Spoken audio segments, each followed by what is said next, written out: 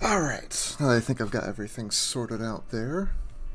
Uh, to anyone who happens to stumble upon this, I'm gonna be starting a fresh save in Binding of Isaac Repentance. I have uh, been playing Isaac for, oh gosh, it's been years. I played Flash Isaac originally, got Rebirth like as soon as it came out, and I've gotten all the DLC pretty quickly too. Uh, was out of the game for a while, got back into it with Repentance, has been playing the heck out of that, and now I just kind of feel like starting a whole new save. Uh, I'm not entirely certain what possessed me to try this, but here I am. I'm gonna try. I'm gonna try doing so from the very beginning. As you can see, not a whole lot of options. Uh, kind of just have to play as Isaac. I'm gonna be going in hard mode because I know some of the late unlocks are tied to getting all the completion marks in hard. Of course, I'm not gonna be able to make much progress in that regard for my very first run, but still, I don't know how many I'm gonna get through tonight. I'm not even sure exactly how long I'm gonna be playing this. Probably just as long as I feel like, honestly. I don't really have much else going on for a while. So, I'm gonna get into it now. See if this run is anything interesting. So for anyone unfamiliar, you basically just have twin stick shooter controls, WASD to move, arrow keys to shoot. You can also use bombs and an active item if you have one, which I don't. Yeah, I'm a master of this game. Can you tell? I got hit by a basic enemy in literally the first room of this new save. Gosh. I swear I'm better than this. Interestingly, when Repentance came out, they actually did mess with hard mode a bit, because previously it was honestly not that different from normal mode. You just didn't have as many, you just didn't get as many pickups and stuff like that. But now, one of the most notable things they've done is increase enemy shot speed. Anyway, I'm going a bit faster, playing a bit faster than I'm explaining stuff. That blue rock with the X mark in the corner I just blew up, that was a tinted rock. They drop some useful things, including soul hearts, which are the blue hearts there. I'm gonna wait to pick that up, though. And here's the level 1 shop. Man, they suck. One item and one pickup. But humbling bundle, this item right here, is really nice. If I could somehow get 15 cents, I'll pick that up. But I'm also going to want to donate to level up the shops over time. That's one of the ways of meta progression the game has. Unfortunately, on hard mode, you're not actually guaranteed to get the highest level of shop that you have unlocked. It'll sometimes just randomly be a lower level. It's kind of annoying, but not too terrible, really. Just mildly irritating more than anything else. Huh. Okay. Golden poop. Let's see what I get. Bunch of money. Awesome. That 15 cents is looking more and more feasible. Okay, I want to be careful here, because I don't really want to kill this beggar. Not yet, at least. I might want to kill him later, because he might drop some stuff for me. I could also give him money, and he may give me something useful. But for now, I'm just going to push the TNT out of the way. This is going to take a while, because it's always a pain. But what I want to do is get it up to the corner. Come on, there we go. All to get a single cent. And then we're going to repeat the process. You can get really min-maxy with this game. Just wait till I eventually get to a run where I've got, like, the D20 and access to an arcade. The min-maxing is going to be eternal. I will spend, like, an hour on one floor. And I took dumb damage again. And yeah, that champion fly there, if I were playing on normal mode, he probably would have dropped a pickup, probably like a bomb or something. Most champions don't drop anything on hard, though. They also spawn more frequently. They're basically just more annoying regular enemies. Come on. These guys don't even... I don't think they even do contact damage. They just run around, explode into bullets and bombs.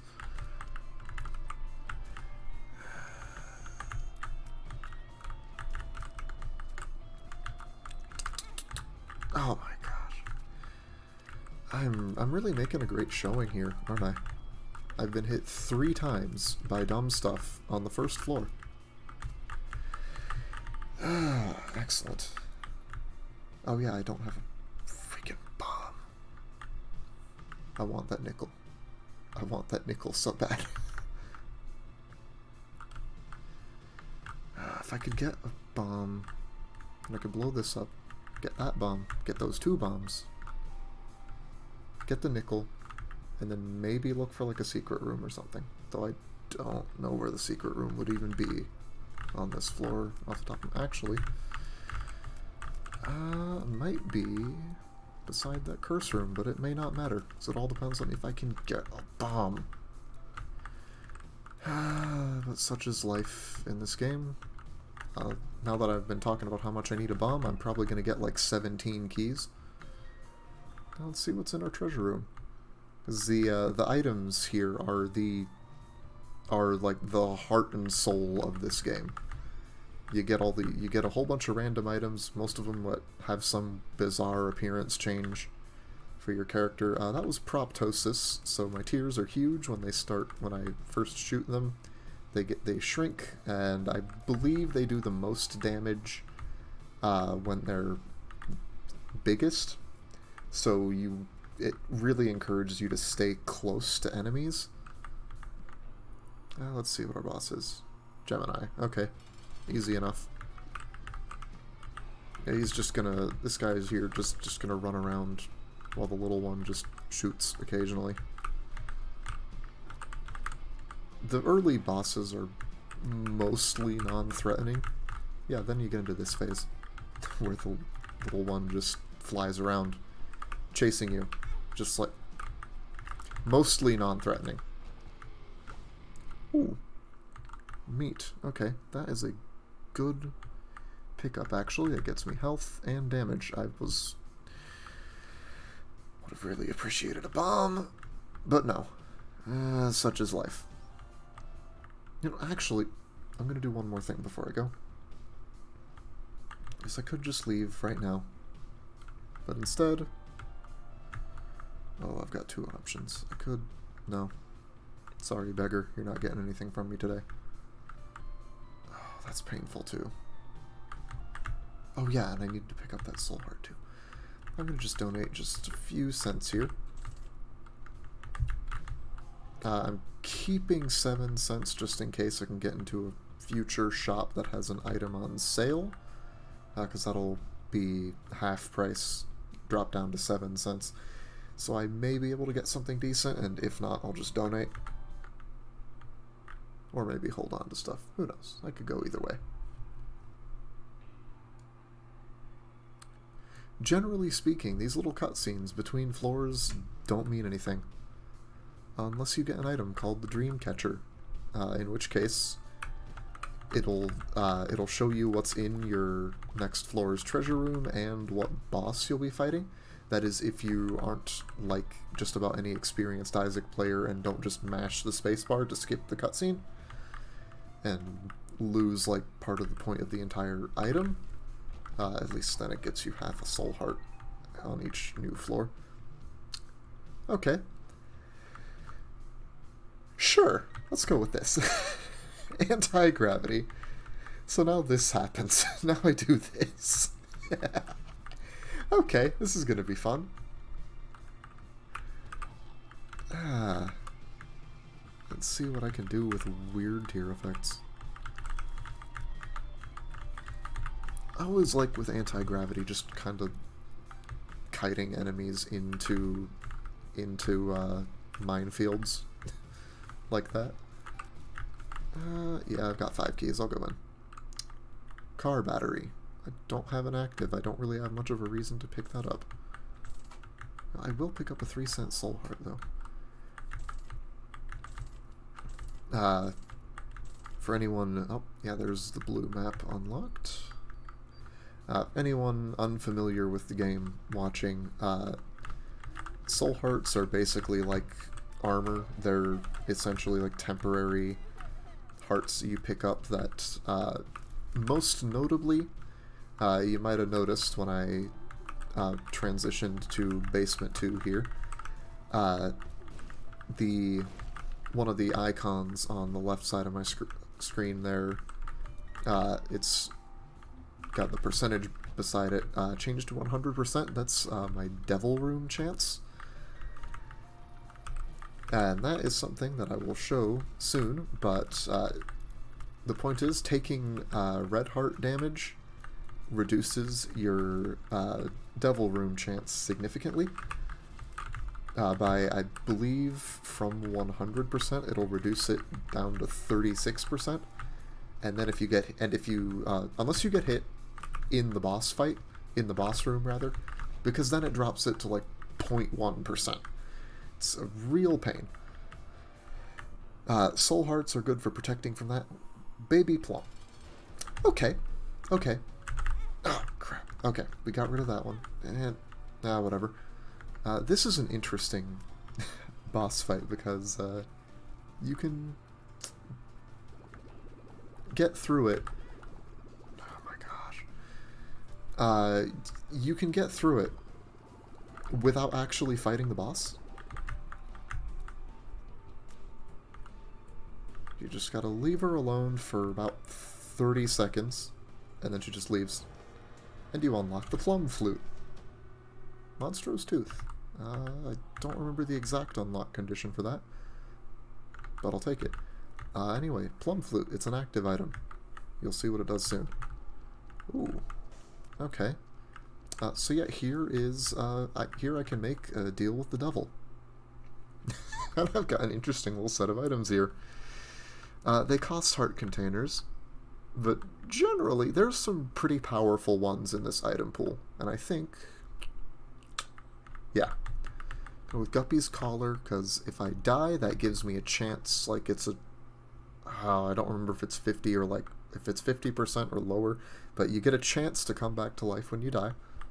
It's nothing you can really rely on, but it's decent. More importantly, it's part of a set of items that contribute to a very powerful transformation. Grab Dark Bum, he'll pick up red hearts, and sometimes give me, like, pills, cards, maybe cards, I don't remember now. He got changed in Repentance. And black hearts, which are like soul hearts, but they deal damage when you, when they're depleted. They deal damage to every enemy in the room. And then Whore of Babylon. If I'm brought down to half a red heart or lower, I'll get a boost to most of my stats. More importantly, though, I picked that up because I had the health to do it. And that unlocked Azazel. So we've got a new character unlocked already. I'm just coming back here to pop another cent into the donation machine. Because early on, every cent helps. Oh. Hold on. The cat wants to be let out of my room.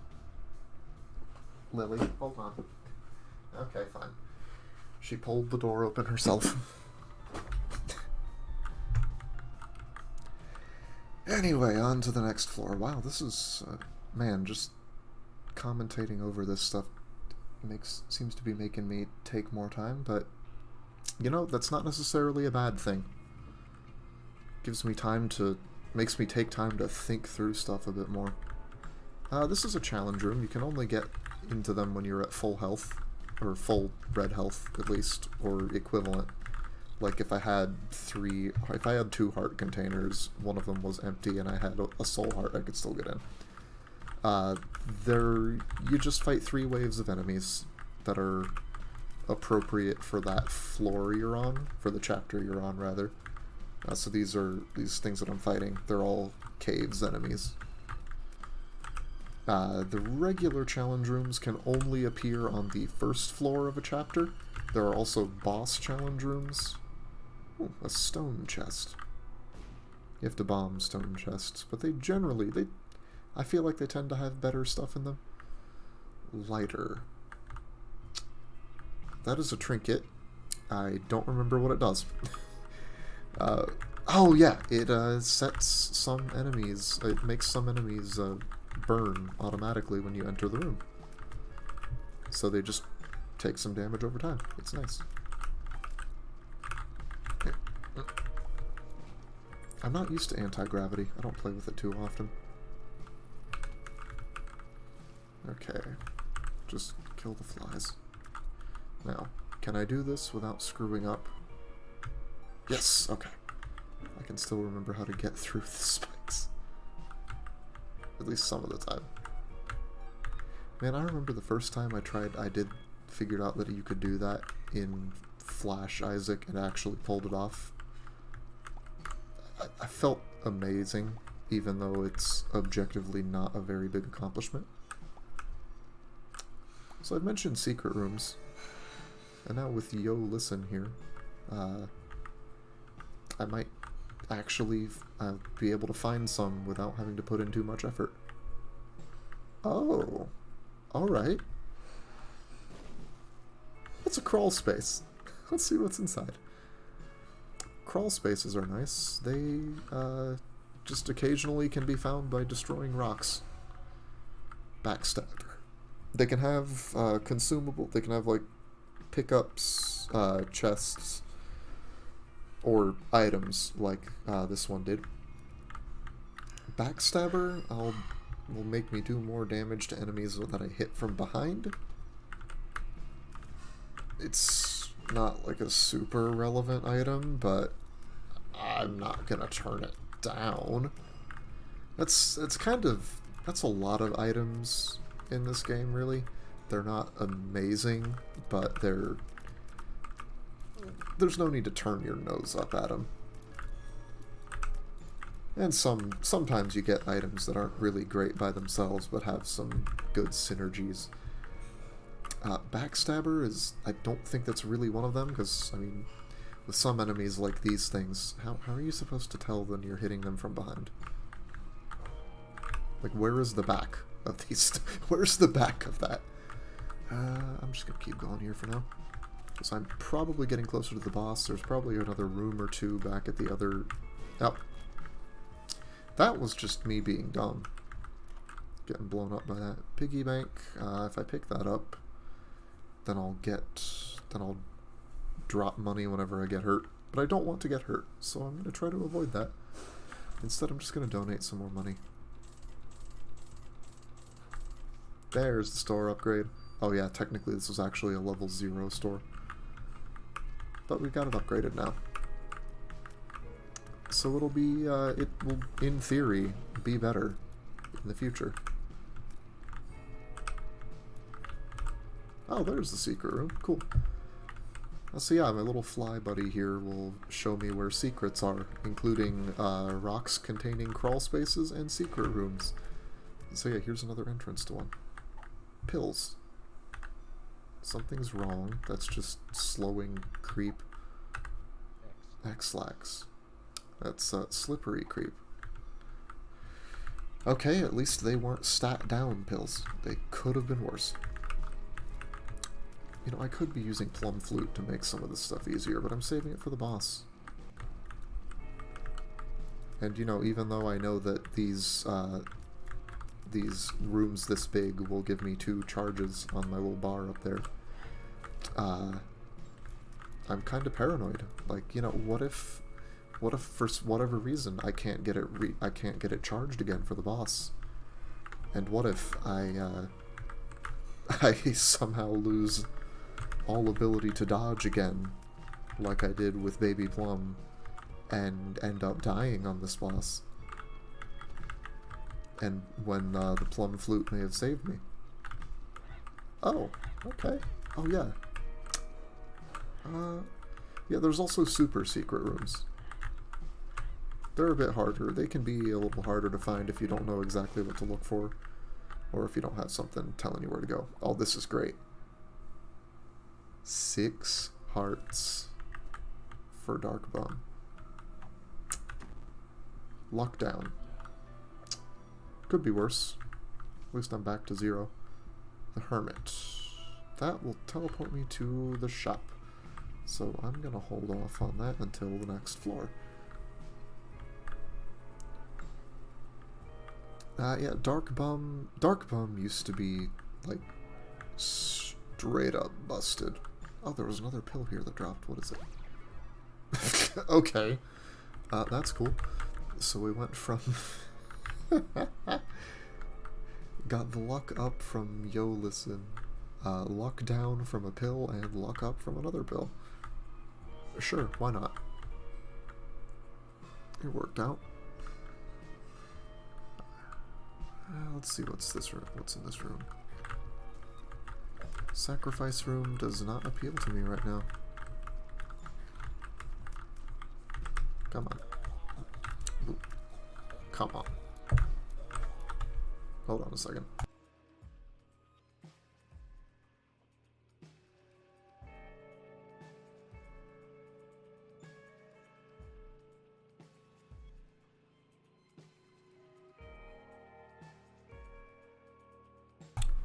Okay, pardon the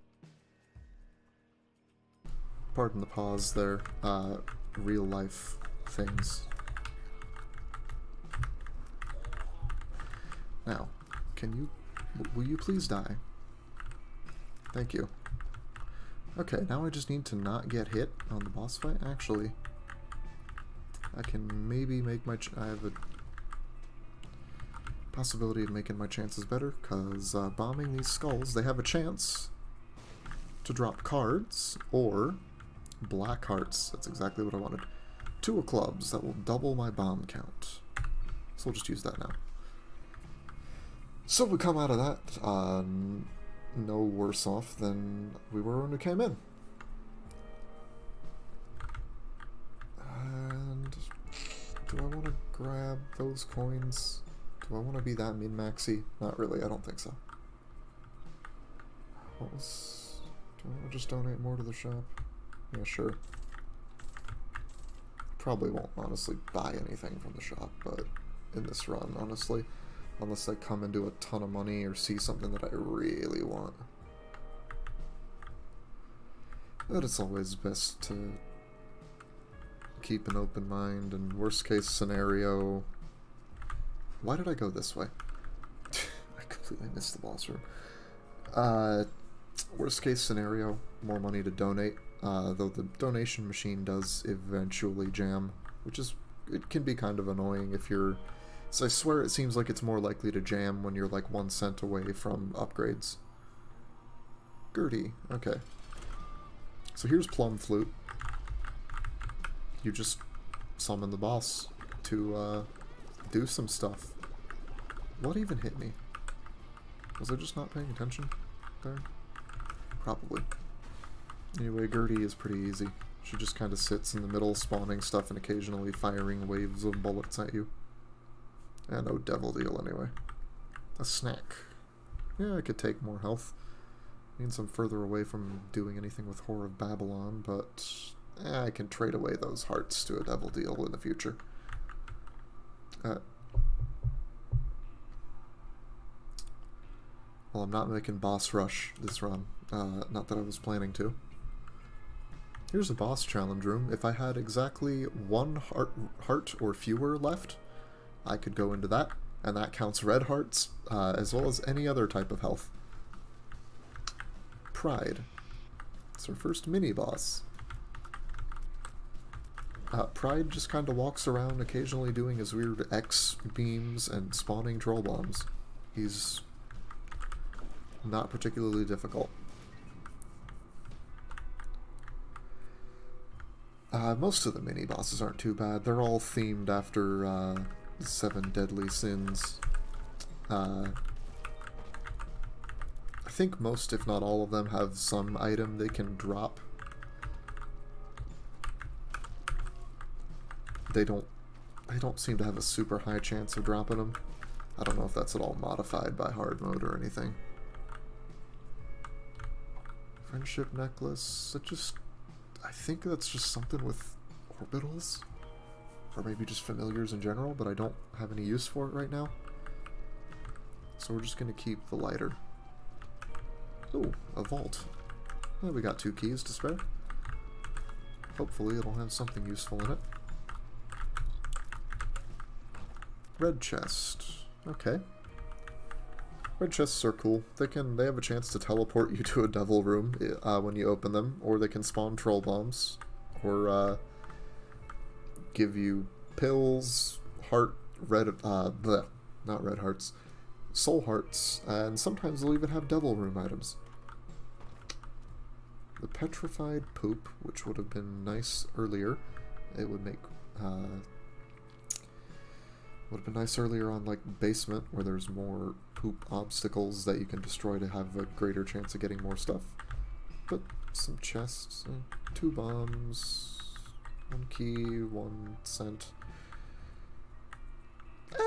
Yeah, that was worthwhile.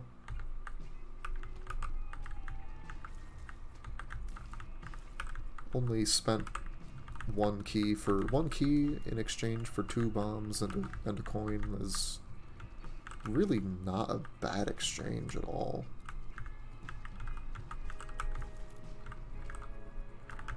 Okay, am I just wrong about backstabber, about that? Does it just randomly apply the bleeding effect? Am I just an idiot? 'Cause normally I'd look up stuff on the wiki if I wasn't sure, but I'm not doing that here. Chocolate milk. Okay, I've never had this interaction before with proptosis, anti-gravity, and chocolate milk. Let's see. So this lets you charge your shots. Oh, it just overrides anti-gravity. Okay. Alright then. See, it's a decent item because it's got some interesting little effects where you can charge for bigger and more damaging tiers, but it also means oh my gosh, more dumb damage. It also means that you can just spam tap the fire buttons regardless of your tiers stat. At least I don't think it's directly tied to your tiers stat. You can just spam. It's so stupid. Tinted rock. Spiked rocks are annoying. Secret room. Okay. Let's see what this golden chest. Pinky eye. I don't mind broken lighter, but pinky eye gives you a chance to fire poison tears. And I really like poison tears. Something's wrong. Luck up. Nice. Tears down. Yeah, that doesn't really matter anyway, because I can spam if I want to. Oh yeah, I had the hermit card. Let's see what's in the shop. EFF. That enhances the effects of familiars, but I don't know for sure if that does anything to Dark Bum. I know for ones that deal damage, it makes them, well, stronger. I know that for some of the other, there's some familiars that just passively drop things. I don't know if for Dark Bum and other similar familiars, if they just pay out more frequently or what. I don't have money. I don't have the money for it anyway, so it doesn't really matter right now, but that's something I might have to look up later. Come on. Come on. Quit running away and just let me kill you. Thank you.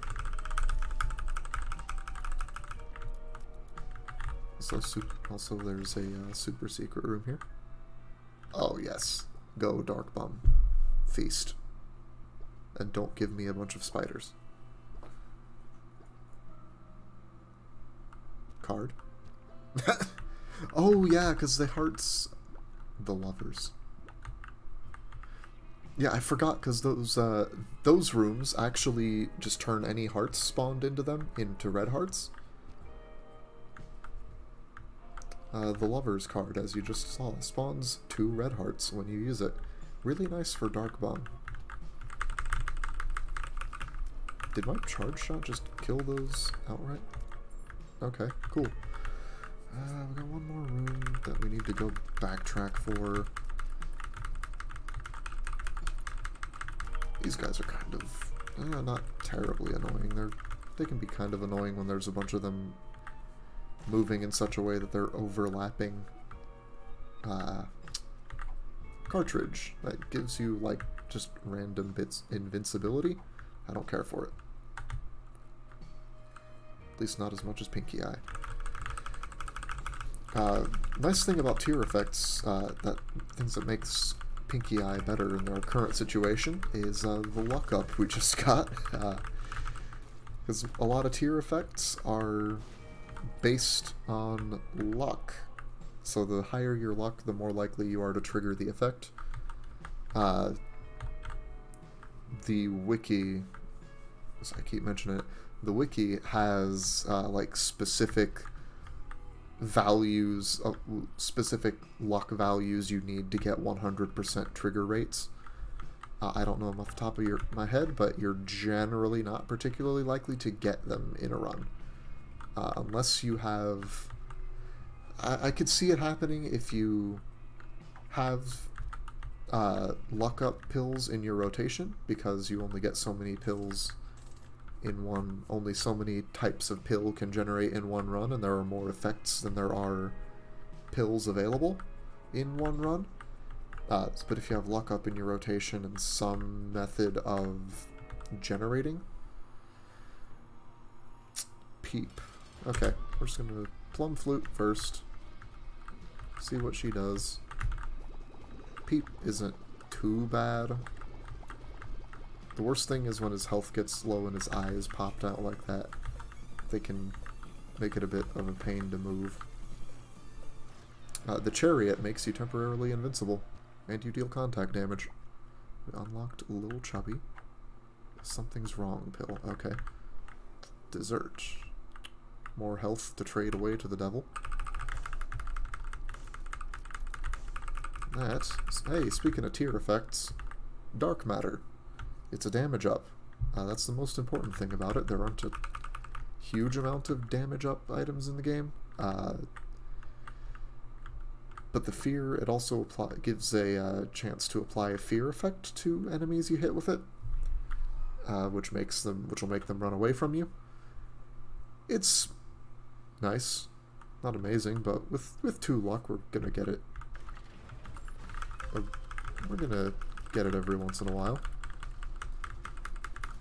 And as you might have been able to surmise from the fact that you can get luck downs, you can in fact get negative luck. I remember back in Flash Isaac, you actually wanted, I remember at least hearing that it was better to have low luck, because low luck spawned, for whatever reason, when you had lower luck, you got more chest spawns.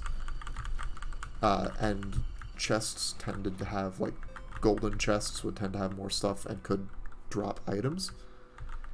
Wheel of Fortune. Hey, that can spawn a fortune teller machine like this one, or a slot machine. I'll play it once. I'll give you random fortunes like that. It can also drop trinkets, cards, or soul hearts. And if you play it enough, you can also get an item called the Crystal Ball. I'm not going to bother, though. I'm just going to blow it up. Okay, 2 bombs, sure. Why not? Okay. Secret room already. Cool, I'll take it. Let's see what's in here. 2 sacks. Card. Wheel of Fortune.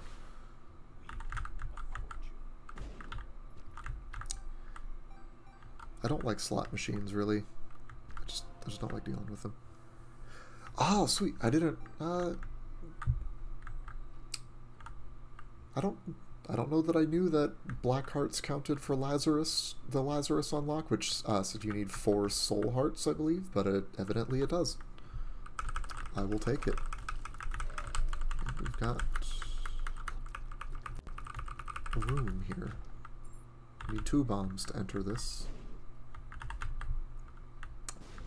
This is a bedroom. Wow, troll bomb, nice. So these, if you walk up to them, they'll change your character's appearance. I think it alters it based on what items you have, but like basically changes it so it's as if you got them in a different order. You can also just bomb them, and they'll drop pills.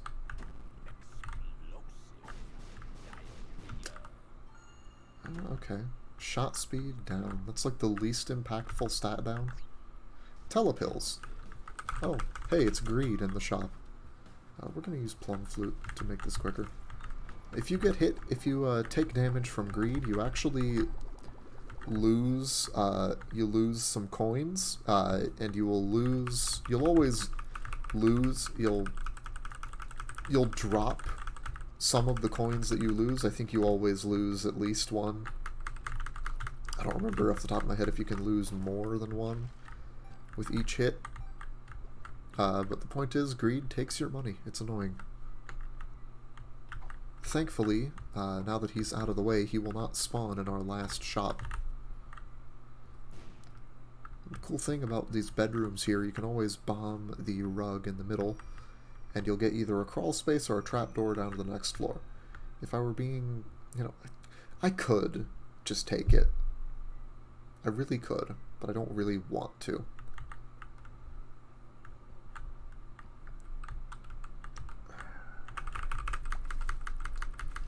Yeah, we're just gonna leave that alone. If we were speed running, and for whatever reason, I'd definitely take that trapdoor.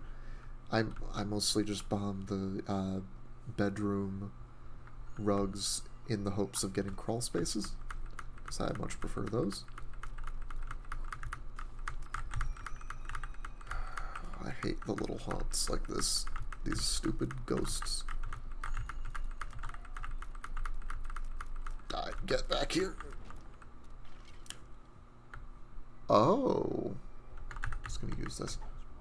Dice shard. This is a fun little consumable.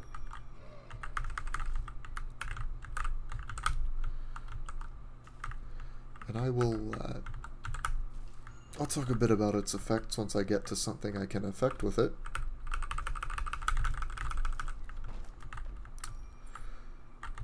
And I think I'm gonna look for the treasure room before I...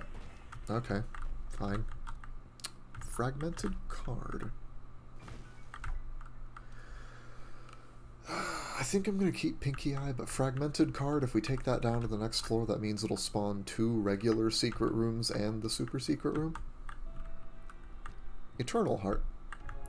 Okay, so if I find another... That's a half Eternal Heart. If I find another half Eternal Heart on this floor, it'll combine with the other and we'll get a new heart container. Otherwise, if we take it, the Eternal Heart down to the next floor intact, so we don't take...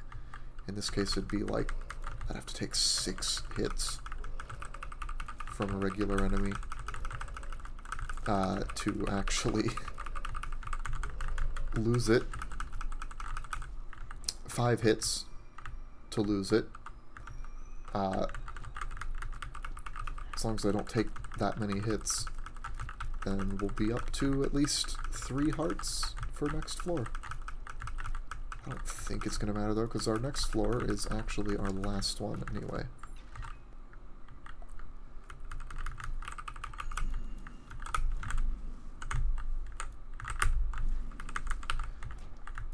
Let's see. Come on.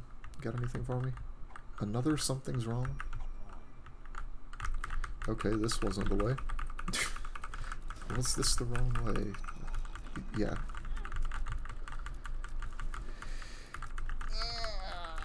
Why did I get hit twice in this room? I swear I'm better at the game than this. No reason to really go for those coins. Oh, hey, a slot machine. Oh, crawl space. Put a bomb here. You can, if you put a bomb on the opposite side of a rock that's next to a pit, you can create a little bridge across the pit. It's cool sometimes to do. To be able to do that.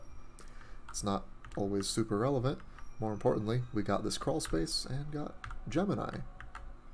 So yeah, remember the first boss that I fought? Yeah, now we have the, now we've got this guy attached. It's a mini battery. Now, if I got to that battery, which I'd want to use a key to unlock that key block, because if you bomb a spike rock, it does damage to you when you step over it. I really hate spike rocks. Anyway, that would give 2 charges to our plum flute. Okay, come on.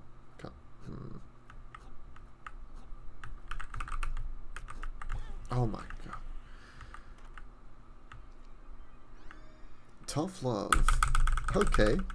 So that's 3 tier effects now. So now I'll occasionally shoot teeth that deal significantly increased damage. And I'm still holding on to this dice shard. But we'll see what the boss drops to see if I want to use it, and if we get a devil deal, then I'll see if he's got anything good on offer, and see if I want to use the dice shard on those. But first, let's see the gate. Okay. So the gate spawns these leapers, and just kind of spits regular old shots at you. We're keeping the dice shard.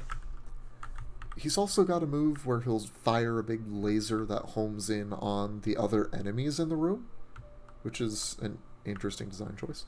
Blue cap, HP tiers up, and shot speed down. Don't really care about shot speed, but the tiers up is good. Higher fire rate is always nice. And we're still holding on to this dice shard. We'll see if there's anything worth using it on. Oh my gosh. I dodged into that shot. Teardrop Charm. This increases the chance of tear effects activating. If I could find one of the items that lets you hold 2 trinkets, I would take that because I really like Pinky Eye's poison damage. Even though it's probably the more optimal play to take that and fire more teeth. To take Teardrop Charm and fire more teeth.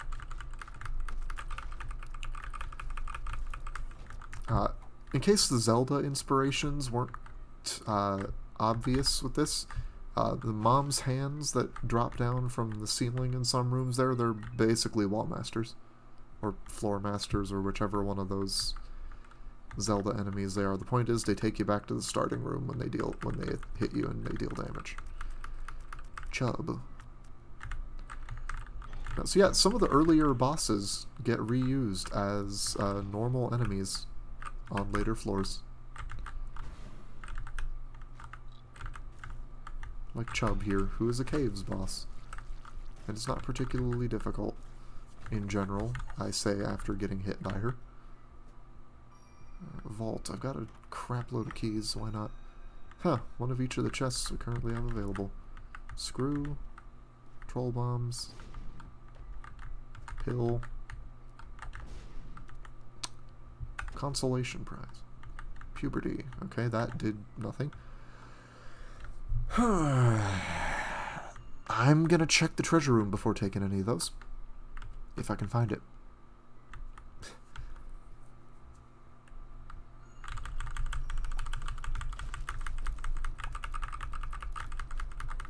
Come on. Okay, there we go.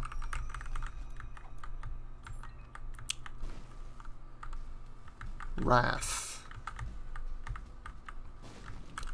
Wrath is just wannabe Bomberman. He just throws bombs at you.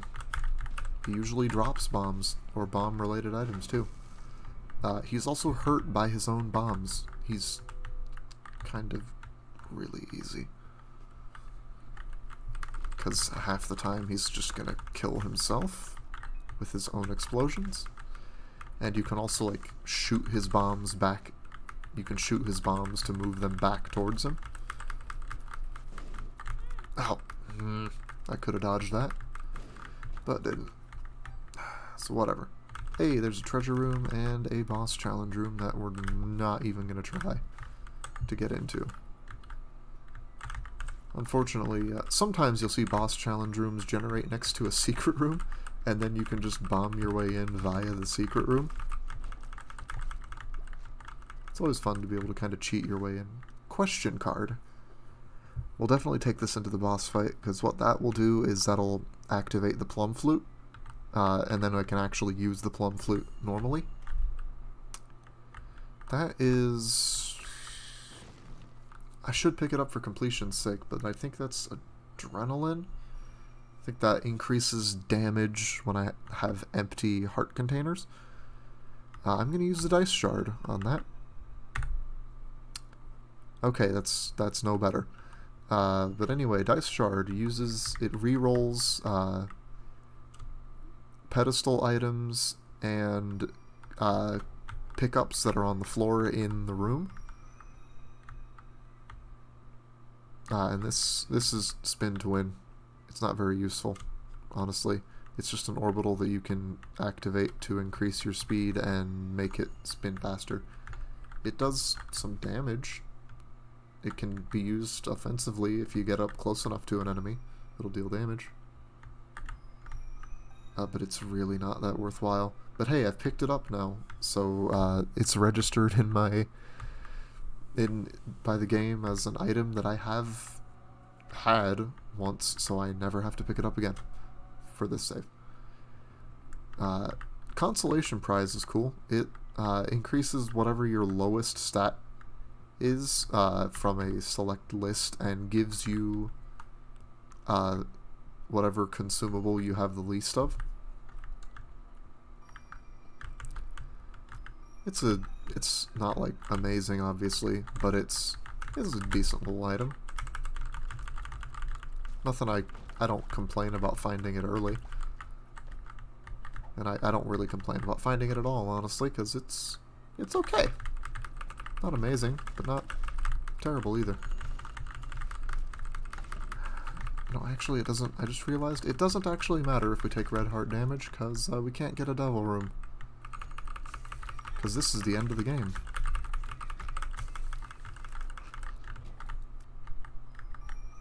Hey, there's the shop. Really? Both of those brains were champions? Unlocked. Got the school bag unlocked. Oh, there was another dice shard in the shop. I could reroll spin to win again. I think I will. I could buy a jar of flies. That would add to it every time I killed an enemy, and then I could spawn a bunch of attack flies. But I think I like plum flute better. And I'm just going to donate the rest of my money if I can.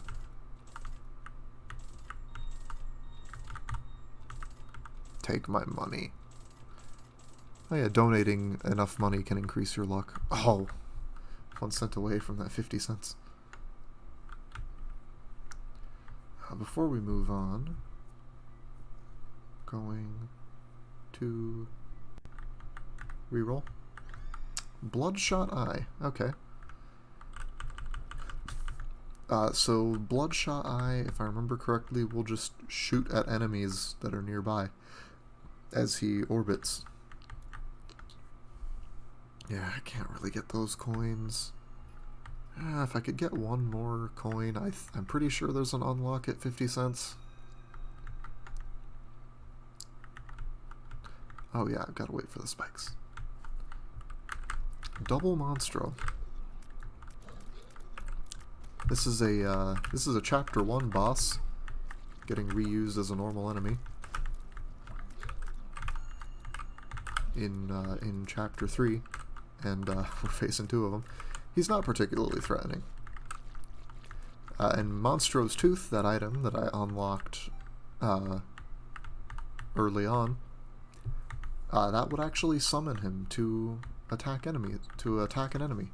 Yep, there's options. That is a really nice unlock. Because there's like 3 different items that are all kind of similar, I believe there's options is the one that makes bosses drop an additional item and you can pick which one you want to pick up. There's also more options, which I think is the one that makes treasure rooms spawn 2 items. I'm going to pick up one of these hearts just in case. Oh, wait. Let Dark Bum grab the last heart. There you go.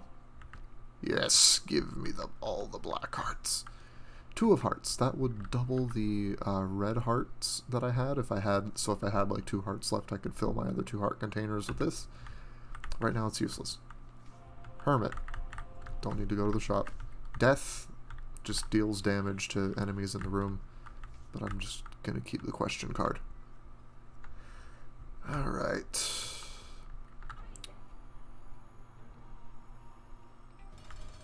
Question card first. And yeah, multiple uses of Plum Flute actually spawn multiple baby plums. They don't stick around long, but they can do some decent damage. Yeah, so this is Mom. She's the final boss. His mother, fueled with the desire to serve her God, was bearing down on Isaac. I will do as I'm told, my lord. I love you above all else, Isaac's mother repeated to herself. This was the end of the line for Isaac.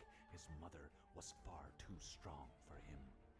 But just as he accepted his fate, God intervened, sending an angel down from above to stop his mother's hand. And just like that, it was over.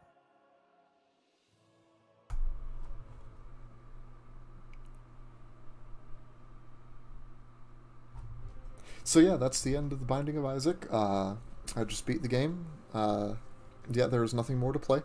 That's it. There's totally not. There's not a million unlocks. That was definitely the end of the game. Except no, actually it wasn't, in case you couldn't tell. I have in fact unlocked the Womb, which is Chapter 4. You get to that after killing Mom. And I've also unlocked a bunch of challenges, all the ones that I believe go to the end in the Womb. The Harbingers are a set of bosses. They're the 4 horsemen of the apocalypse. They drop either a cube of meat or a ball of bandages, which are references to one of Edmund McMillan's other games. He's the one who first created Isaac. Super Meat Boy. Great game. Great fast-paced platformer, by the way, if you're interested in such games. So wow, I think that was the longest first run I've had, and it's but I think that went, you know, despite all the dumb damage, I feel good. So I'm gonna go and do it again. Alright, let's see, who we unlocked. We got Azazel. He's an interesting little character, as is Lazarus. They've all got all these characters have some fun quirks and gimmicks. As for who else I can unlock, if I had held on to my money, I may have been able to unlock Cain. You need 55 cents or more. If I had not taken damage and also just not picked up any hearts at all, I would have been able to get Eve. I say not take damage because then I wouldn't have there'd be no need to pick up like red hearts or anything. Also, if I just straight up complete 2 floors without taking any damage at all, we get Samson.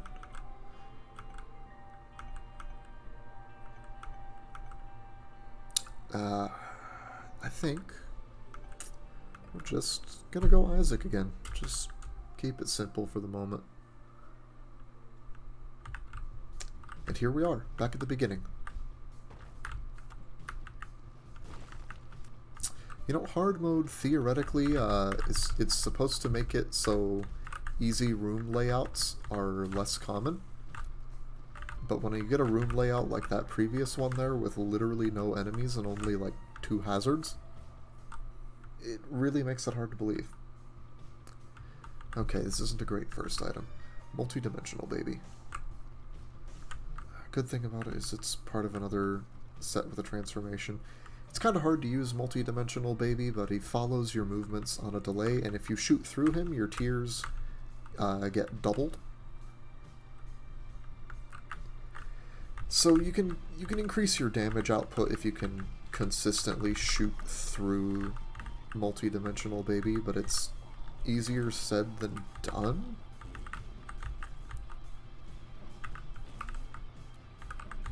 So he's not an amazing pickup, but first floor isn't too hateful with base stats, generally. Especially this early on when we haven't really unlocked, because we'll unlock over time alternate layouts for each chapter and more bosses and stuff to come with them. Right now with just basement bosses, I don't think any of them are too terrible to have without some boost, without a major boost from your first item room. Did they all, none of these things, did none of those guys die? They all just lost their heads? Really? Okay, fine. Have it your way, game. There's a scent. Ooh, tarot cloth. Don't really need that, but And I think this run I'm gonna hold on to my money just in case I get a chance at unlocking Cain. So he's a fun character. I think most of the characters are fun in some way. But Cain was like, honestly, he's probably a bit overpowered compared to most of the characters. Because he starts with, I believe, the main things are he starts with slightly higher damage, and an item that gives him a point of luck and makes it impossible for him to find negative pills. Hey, here's a new boss, Famine. Gonna use that strength card because that boosts some of my stats. So that'll make things go a bit faster. Wow, he's not doing much. Yeah, Famine. He spawns flies. He can also do other things, but he's not doing them. He was about to do his charge, but then I triggered his second phase. A cool thing about the Horsemen, they all have a second phase. And we just unlocked Book of Revelations. That's a really nice book. It's a 6-room charge active item that gives you a soul heart on use. And if you haven't fought your chapter's Horseman yet, it guarantees that he'll spawn as your boss. Ow. I kind of want to call BS on that, but gosh, that was stupid. So you get 100% Devil Deal chance by default on your second floor. Luckily, your chance is pretty much locked at that 100% if you don't, for the next floor, if you don't get it until you get it, and then it goes back to its normal progression. Are you a wizard? I hate this pill so much. Oh my god. It just makes you shoot from the sides like this, and it's a real pain. I hate it. But I'm impatient and don't want to. I'm impatient and don't want to wait, even though I should. I really should have. I should have been patient. So I'm gonna rectify this right now and just wait. Okay, there we go. Now I can aim again. If there was like an unlock that actually was just like, yeah, are you a wizard pills can just no longer spawn ever, I'd be happy. I would be more than happy. I'd love it. I'd just be like, okay, thank you, Ed. You have made the best decision for this game that you have ever made. No secret room there. I will buy like 3 more copies of this game and gift it to my friends and tell them exactly how to get that unlock. Because screw that pill. Okay, I could have handled that situation better. Oh my god. So many bombs! I need a key! Pain. All I feel is pain. But that's Isaac for you. Half the time you find yourself not getting the thing you need. This is probably our secret room.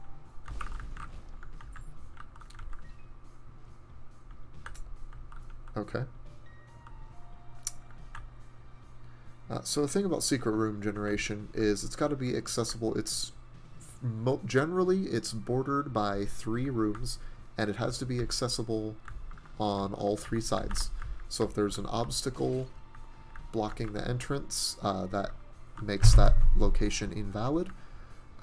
From what I'm seeing now, though, it just, for this floor, it's probably just spawning between 2 rooms. Well, that explains why it wasn't here. Because secret rooms also can't spawn next to boss rooms. This is why I don't... I'm reminded why I don't tend to go secret room hunting too much on Chapter 1, because the floors are small enough that it's a pain, because they're not in their regular positions. Oh! 2020. 2020 reduces damage and makes you shoot 2 tiers at a time. So it reduces your base damage, but it can improve your...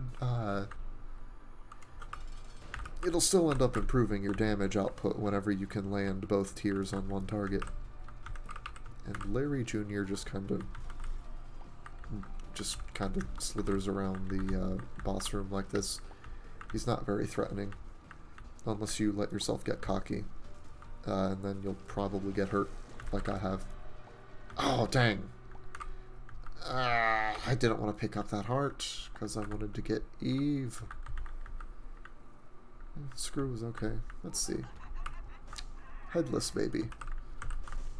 And one of Mom's hands. Screw it. I'll take headless baby. So now I have a trail of creep following me. This gives me ideas. Okay. Okay. Yeah. This'll work. Because we got a couple hearts on the floor. Go into the curse room here. Get these red chests. I have a chance at getting something good. 48-hour energy. Oh, screw that. So if I had an active item, that 48-hour energy would have recharged it, and also spawned the batteries. Oh, okay. So now I'm at 1 heart, and get into the boss challenge room. Breakfast. I'll take a health up, and hey, look, it's Larry Jr. again.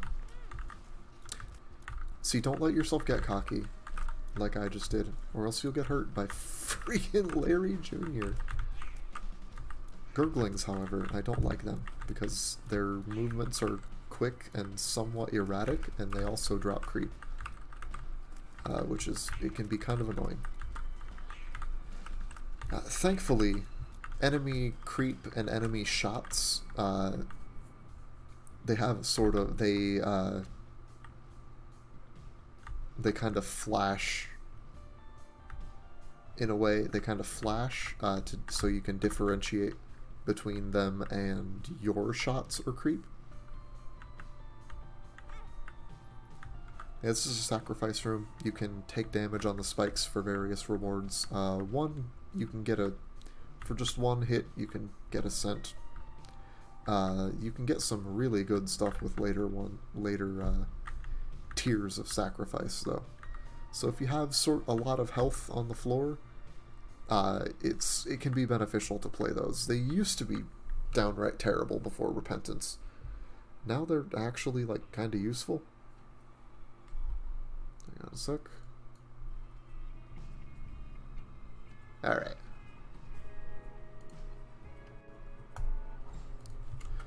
Alright, sorry about that. Challenge room. That's right. We get attack spiders. Those blue spiders, they'll just run around and hit occasionally. They'll, one of them will sometimes run into an enemy. And there's some damage. There are also attack flies, or blue flies, that you can get in various ways. Oh my god. I hate everything. Hierophant. I use this and it will spawn 2 soul hearts. If I want Eve, that's not going to help me because I'd be picking up hearts.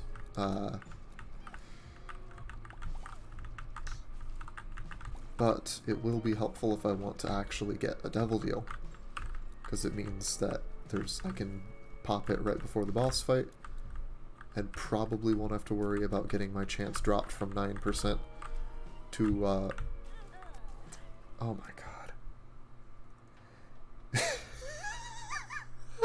I just freaking died on the second run.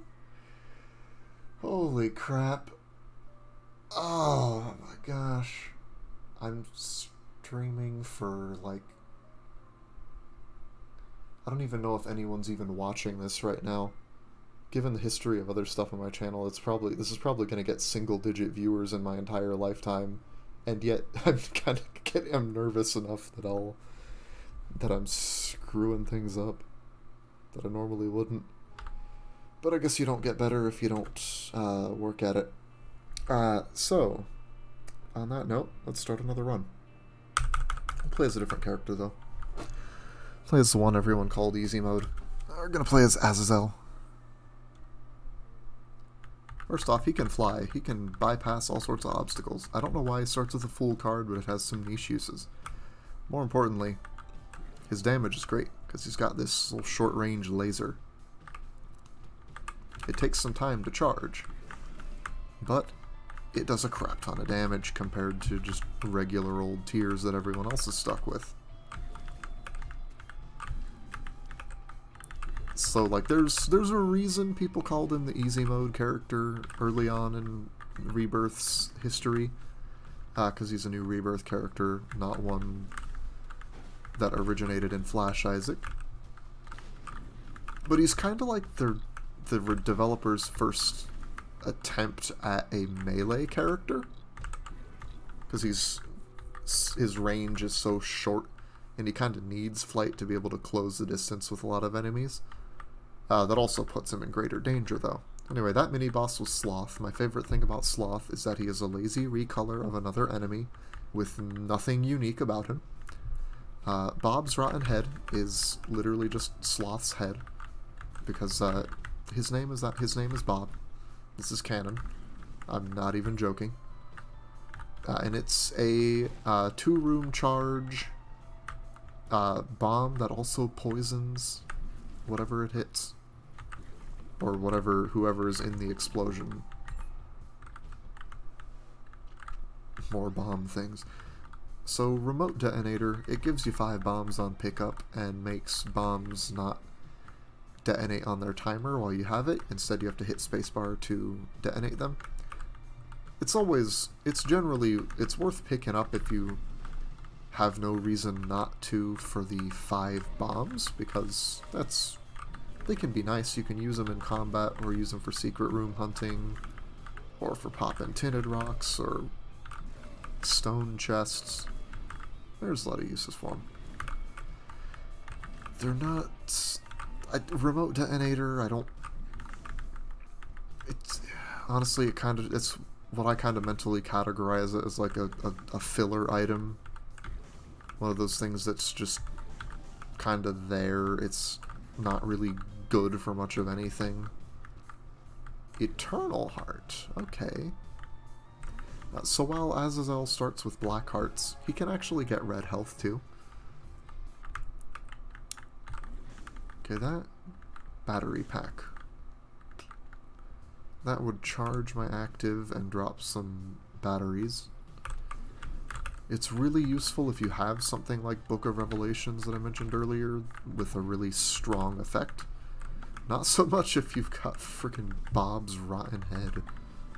Oh wait, before going to the boss room, there's something I can show you one of those niche uses of Azazel's Fool card, because it teleports you back to the starting room of the floor.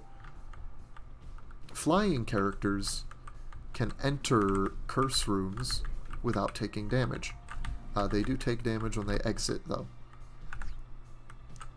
Unless you teleport out. So you can also use that to, like, cheat challenge rooms by picking up whatever's inside and then teleporting out. Gemini again. Okay. Bob's Rotten Head is decently powerful. It's not amazing, but, you know, it's better than nothing. Okay. Placenta. Okay, how does that regen work? I think it's something like, you know, screw it. I'm just going to say that I don't actually remember how Placenta's regeneration work. Occasionally, if you have an empty, if you've got some red heart damage, it'll heal you. It'll give you half a red heart at random. It's not random. I'm like 90% certain that it is defined, but I don't remember how it works. It's nothing that I've ever relied on. Man, lots of tinted rocks. Alright, Justice. It's a coin, drops a coin, heart, bomb, and key. It's a decent card. Big Chubby.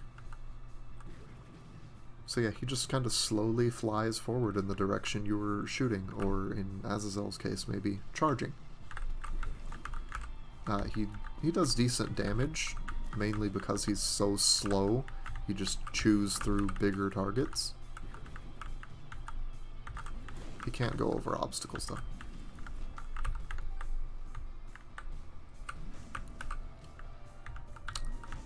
This feels like it would be one of those easier room layouts that hard mode is supposed to reduce the spawn rate of. These kinds of rooms are always nice for Azazel, because you don't have to spend anything to get all their pickups. What have we got down here? Die. Thank you. Okay. Do I want to go into the shop? I want to get Cain. I want to get Cain. So I think I'm just gonna stick to not bothering with shops.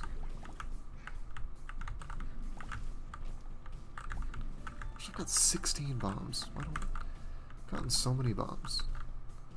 I've got a few secret room locations. Possible secret room locations, rather. I'm hoping it's here. Hey, let's go! Secret rooms are nice. You can get money, pickups, sometimes items, and some of the secret room items are very powerful.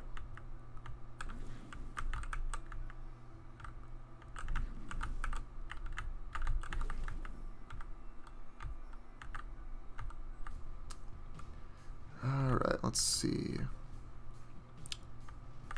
Binky. A tears up, size decrease, and a soul heart. I will take that.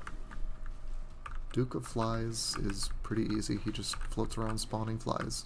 Dingle. It's kind of annoying.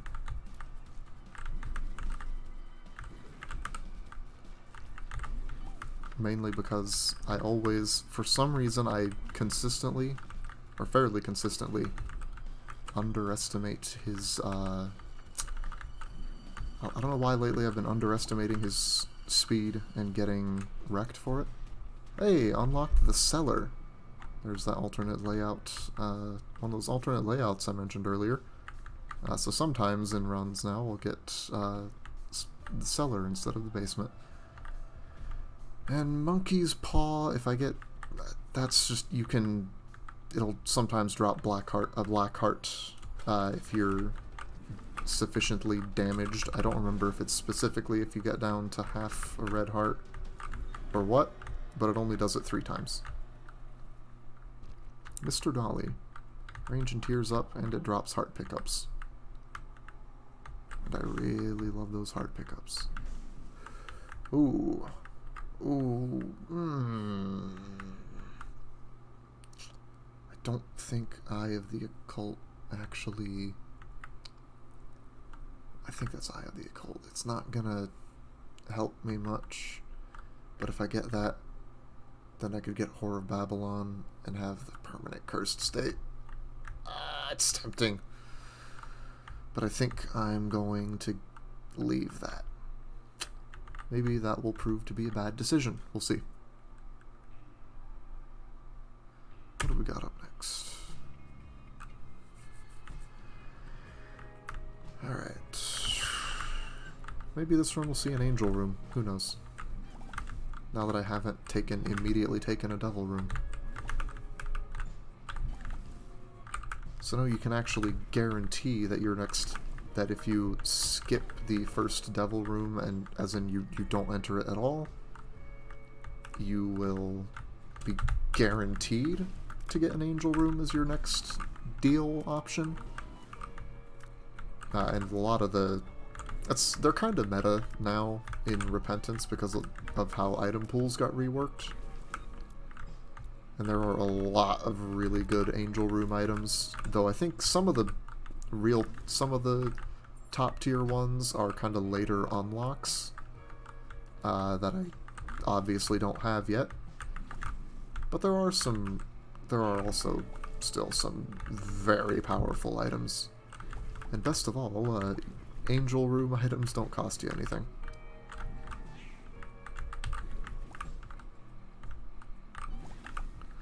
Let's see. Do I want to even bother with the challenge room? Let's see what's in there. Yeah, screw it. 1 key. And maybe if I get a room clear reward for finishing this, we'll see if it's worth it. I mean, this is generally something I'll do if I've got the health, if I'm at full health, because, you know, generally it's better to have more resources than less. Unless you're speedrunning, of course, then you don't really want to bother, because unless you know you can... Oh my god. Unless you know you can finish in very short time. And there are reasons to speedrun to some extent. There are some things that you can only do if you're getting through things quickly. But I'm not really going for any of that stuff right now.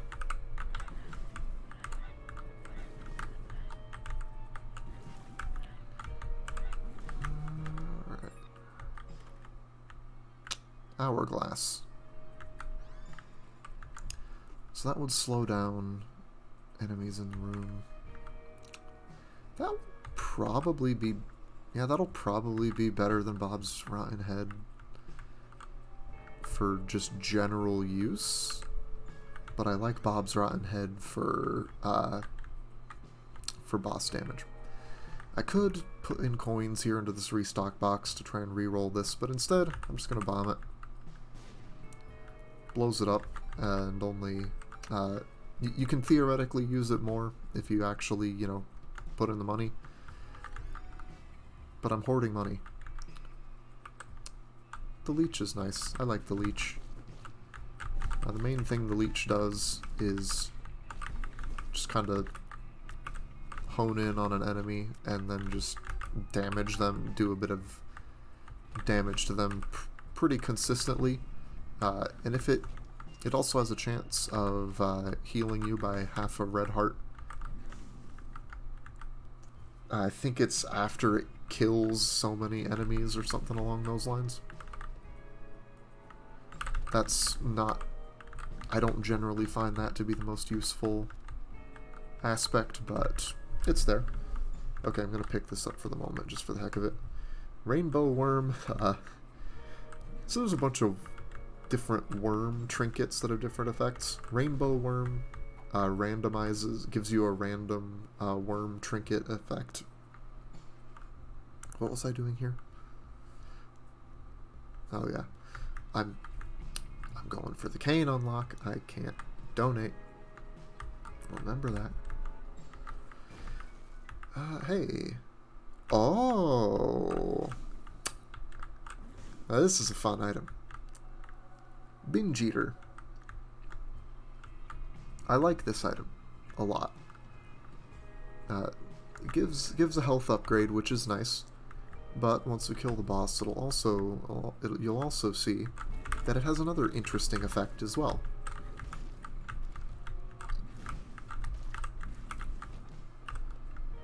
So many bombs. What would be... Okay, yeah, so the super secret room is probably close to the boss.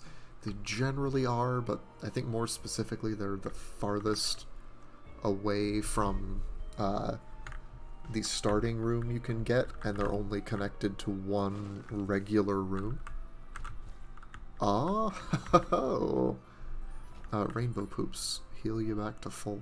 Restore all your red heart containers when you break them. Well, there were two eternal hearts there. Bumbino. I don't like Bumbino. Oh hey, we've destroyed enough rocks to get the lucky rock. And destroyed enough poop to get the butterbean.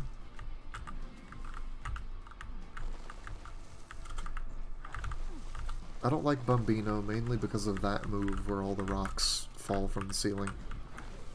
I'm really bad at actually like paying attention to where those land. He also, like Greed, much like Greed, will make you drop coins. Apparently, if you let him pick up enough coins, he'll actually leave and spawn an item. So this is the effect of Binge Eater. It makes all item pedestals swap between their regular item and a food item that will give you an HP upgrade, and depending on the specific item, another stat boost as well.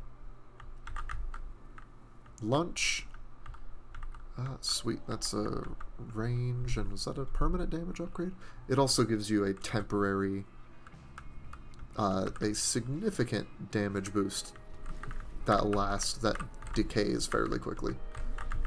But at least one or two of the food items with Binge Eater give you permanent damage ups too. So it's a really nice item. Especially, it gives you a very nice alternative option for if you don't like the item on offer, the regular item on offer. Like the boss item there was Mom's Underwear, which is just a range upgrade that also spawns some attack flies for you. Not really anything to write home about in general.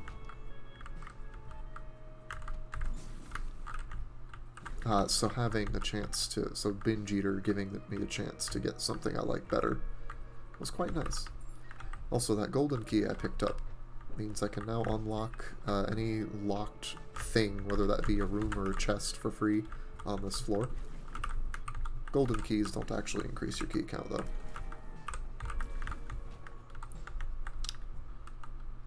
Yeah, we'll just go for the boss right now. We don't have to leave right after. Job.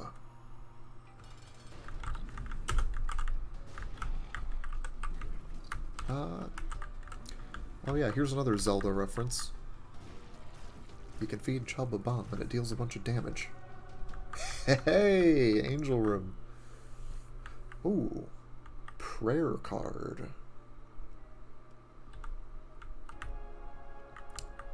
You can also destroy blue flyers with bombs. You can't put them out with tears normally.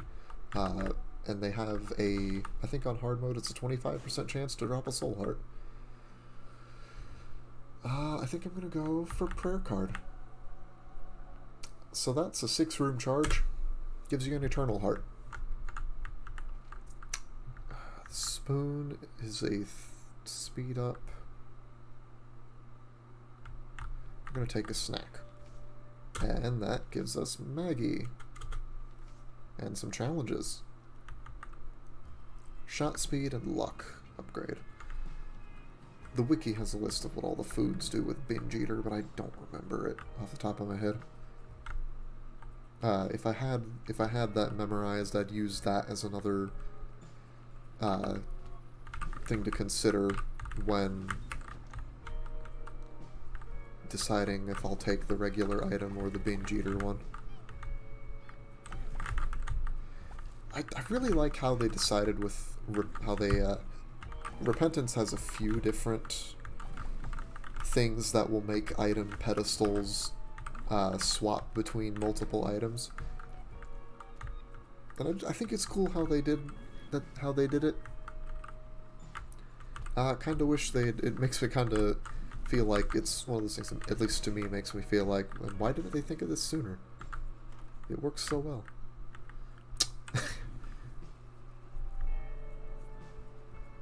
I'm gonna take it. I'm taking depression. Because I don't need more health at this point. You can only get up to 12 hearts in general. Devil Beggar.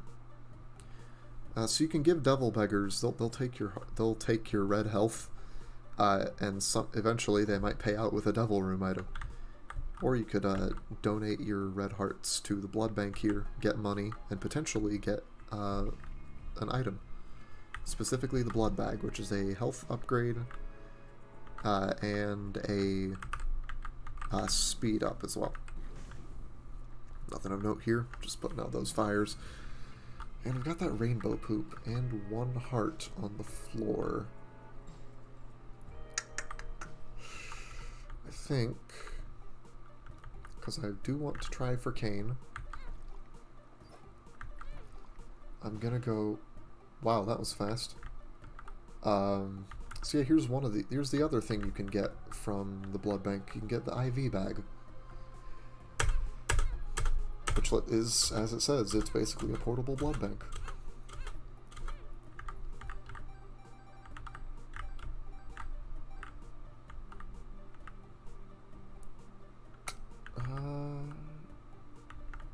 Yeah, I'm gonna hold on to it for the moment. Because, screw it, we're min-maxing. Although this barely qualifies as min-maxing, honestly. I'm just deciding I'm not going to be lazy. So I'm going to go all the way to the boss room. Oh yeah, there were a bunch of hearts in here. And not just the one it showed on the map. Hey, a nickel. Gonna get down to half a heart.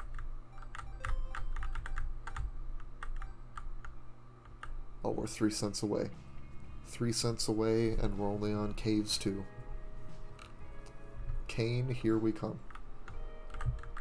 Is this a viable location for the secret room? That's not gonna work. Alright. There's the heal. We'll go grab prayer card again. This is a possible location. It is the location.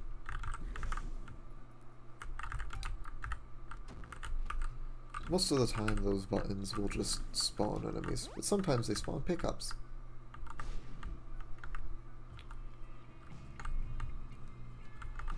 Alright. Just on principle, I'm blowing everything else in this arcade up. Hey, more money! That's a dime. There's Cain. Nice.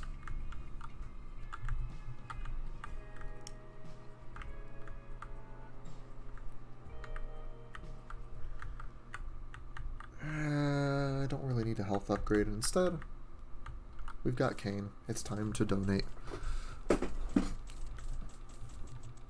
It also increases your angel room chance. Okay, so that puts us at 78 cents then. And the donation machine's jammed, so that's all we get to donate this run. Now we can move on. Unfortunately, no chance to get an extra bit of charge for the prayer card.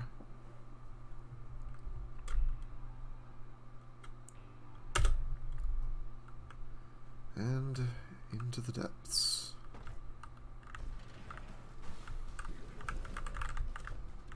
I do like the triple red chest challenge rooms, because sometimes you'll get a chest that just teleports you to the devil room, so then you don't even have to deal with the challenge. Luck up. Balls of Steel. One of my favorite pills. Though in this case it wasn't that useful. Balls of Steel gives you 2 soul hearts. It's a really nice pill to have in the rotation. But right now we're good on health. This is a real good run.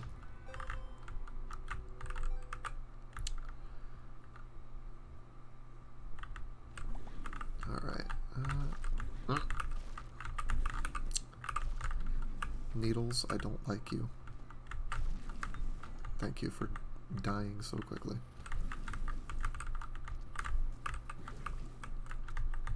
Whew. Hey, big chubby blocked a shot for me.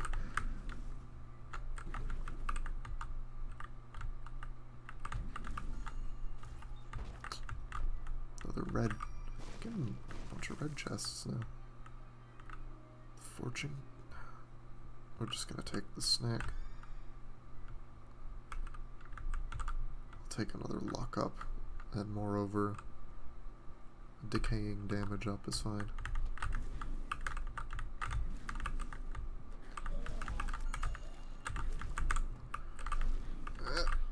Oh, come on. There we go. And there's prayer card. I really don't need to be using use prayer card every time I have the opportunity. I probably won't, actually, but I'll use it at least on occasion. So right now we're great on health. I'm drowsy slows everything in the room down, including you, but most importantly, it slows the enemies. The Devil. That's a good card. Gives you a nice damage buff for the room.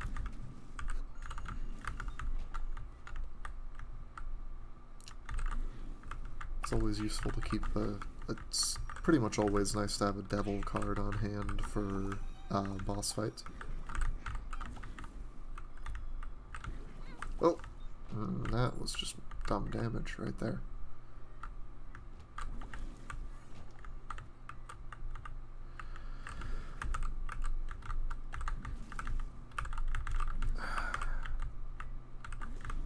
I guess, I don't know, is it just because I'm playing Azazel, or am I getting, like, more comfortable playing like this? Because I feel like I'm not taking quite so much dumb damage already. But I guess if I, you know, if I continue streaming Isaac, I'm probably gonna have, like, I feel like it's almost inevitable that I get to something that is my own equivalent of the infamous Northern Lion pot play. Which, if you haven't seen that, that is something that must be seen to be believed. And I partially say that because I just don't know how to adequately explain it. It's just it was such a mind-boggling display of overcomplicating something that should have been really easily solved. And it was both hilarious and painful to watch. I feel like eventually I'm going to have my version of that, though. And then I will have no room to talk.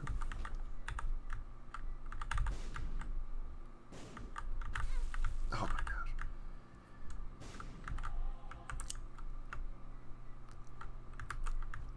Then again, I highly doubt...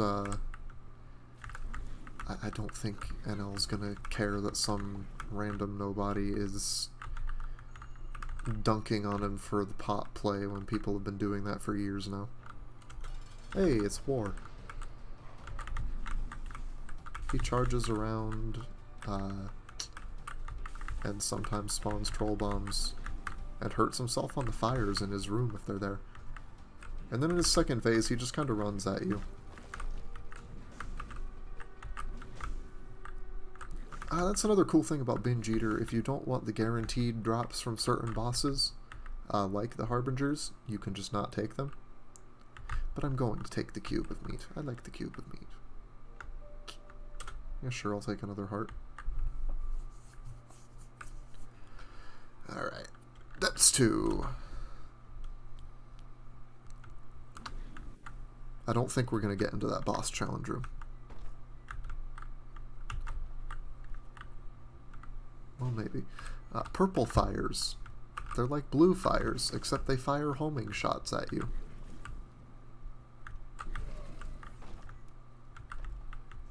They're just kind of annoying. But since they take a bomb to destroy, I don't generally bother putting them out.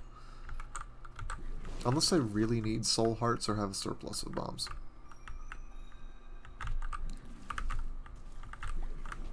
Does Larry Jr. even count as a basic enemy encounter at this point? Like, I feel like that's... By the time you get to the depths, he barely counts. You should... What difficulty level is a room with just Larry Jr. considered? Because it should probably be lower. Similar with the Hollow. That was the dude I just killed there. I probably don't need prayer card anymore. So I'm gonna go with My Little Unicorn. Oh, I can get some battery synergy. 9 volt. Hey, we unlocked jumper cables. So now I've got the 9 volt, which will help, makes you charge your items. It says quicker charge. If I remember correctly, it means that your item will keep 1 bar of charge after you use it. I may be misremembering though. There's a bunch of battery items. While the battery, which was the first one I got on the last floor, lets you charge an item twice. Oh yeah, that guy there is a bomb bum. You can give him bombs and he'll give you coins. He also... Oh my god. Did I really do that? I just walked into the fire. Like an absolute imbecile. Oh my...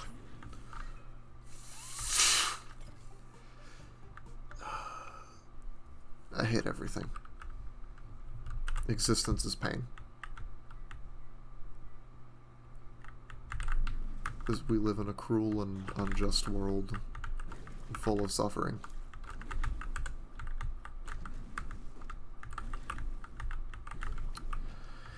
Anyway, moving on. I'd like to avoid dumb damage because I want to get more deals. So I can go back and grab mysterious candy. I don't even remember what that does off the top of my head. I just know that I don't care for it. Ooh, a library. Libraries are a fun little type of special room. Lovers. Because they contain books. It is How to Jump and Telepathy for Dummies. Now, just for the sake of completion, I'm going to take it. How to Jump is kind of useless. You just use it while you're going in a direction and you jump. You can use it to jump over pits, which is cool, I guess.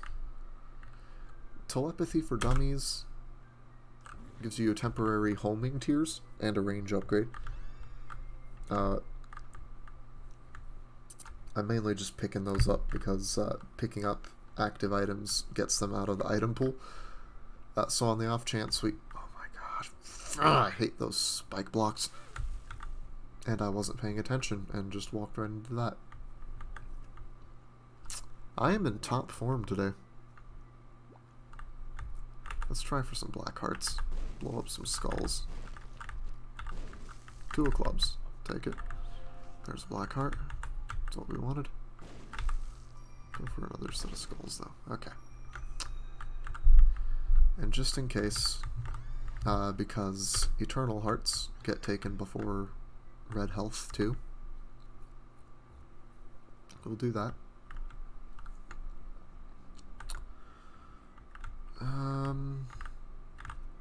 Gonna blow you up. Not gonna blow up the bomb bum though, because if he gets hit by an explosion, he just spawns a bunch of troll bombs in the room. Alright. So if you remember the chariot, My Little Unicorn makes you invincible temporarily, similar to the chariot.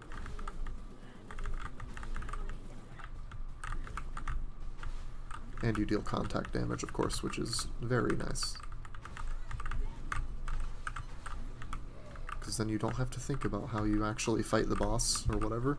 You just get up in their face and hurt them. And it actually does combo really nicely with an orbital like cube of meat that does damage. Breakfast and rotten meat. I don't know which one is better. I'm just going to take the rotten meat. Oh, is that a damage up? Okay, okay. Alright, first time going to the womb. So, cool things about the womb, by which I mean things I generally don't like about the womb, is that from here on out, everything deals a full heart of damage. Also, no shop and no treasure room. Range up. Range upgrades are always good for Azazel.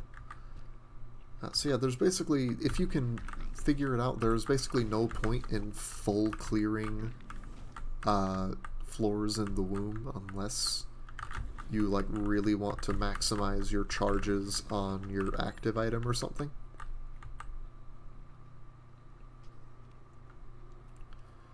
Otherwise, you just want to beeline to the boss. Unfortunately, we have nothing that can hasten that process at the moment.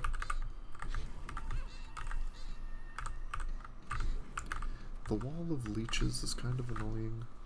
I don't care much for this room, but it could be worse.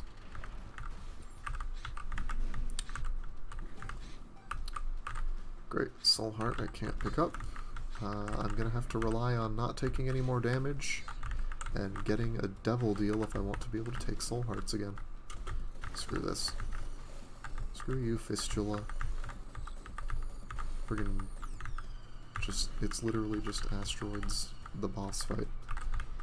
That's like a caves boss. Pin is also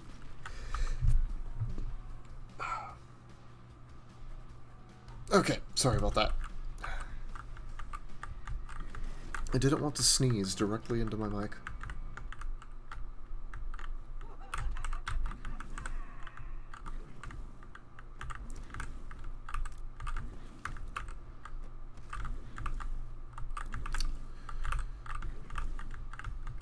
Alright.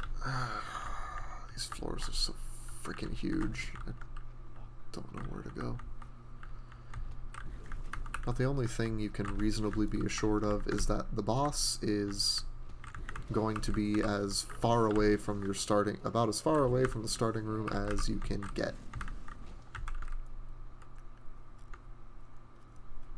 It means you're still going to have to kind of spitball with directions. So, you know, sometimes you end up practically full clearing the floor anyway. And that's just Isaac.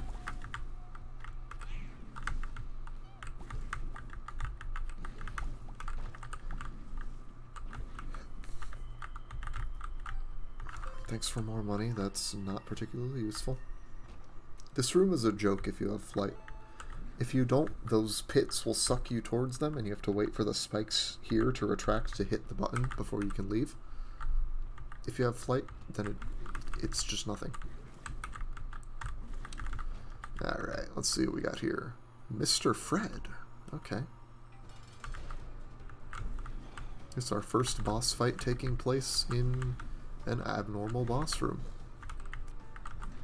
Or abnormally sized boss room, at least. Mr. Fred is also a lot worse if you don't have flight because of his creep, limiting the directions you can attack from. Oh yeah, I've got this. He also just doesn't move, so if you have something like that, you can just wreck him. Dinner. I'll take it for the stat ups. Oh, I like this. Gonna take Holy Mantle. Holy Mantle is an amazing item, because what it does is it provides you with a shield that takes a hit for you every room. So that means we can take a free hit now. Incidentally, it also means we can take curse rooms for free, because the shield, the Holy Mantle shield, will be triggered on the way out, so we won't take damage.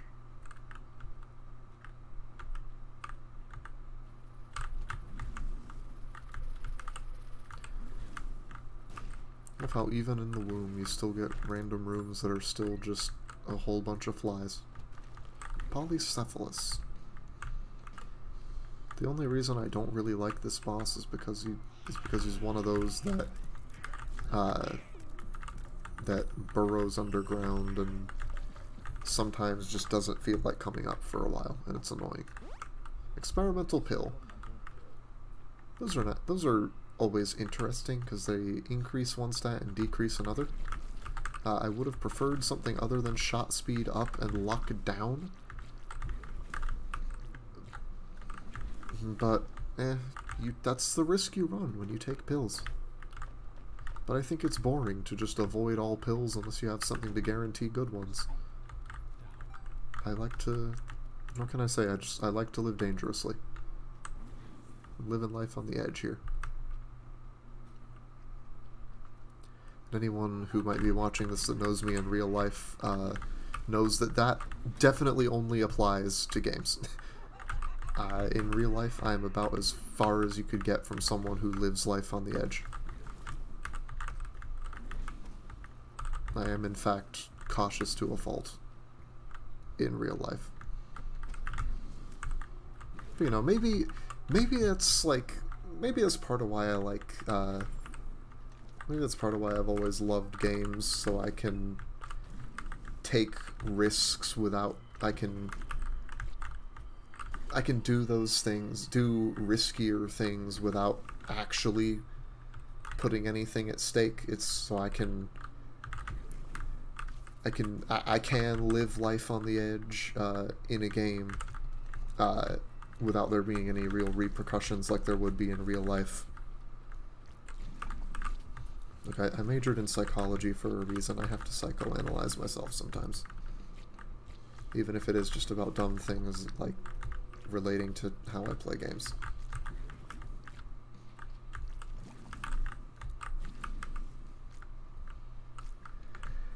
Oh, come on, where's that last guy? There he is.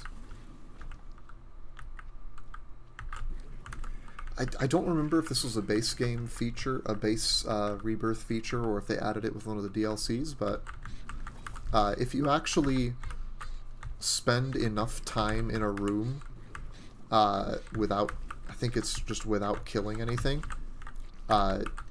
you can actually, like, the doors will automatically open and the room will be considered clear, regardless of the fact that enemies are still alive.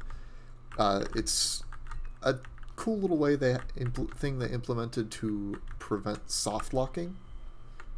Like if you have enemies that are across a pit and you don't have the range to hit them. Anyway, here's the final boss now. Mom's Heart. Mom's Heart doesn't do that much by itself. It just kind of fires these waves of tears while spawning enemies to fight you.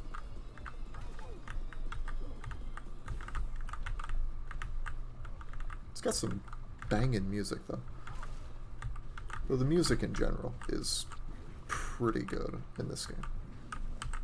As is the soundtrack for Flash Isaac, actually. What the heck is that? Oh. Okay, that was really strange. I don't know that I've seen something like that before, but we didn't softlock, though, so we're good. Alright.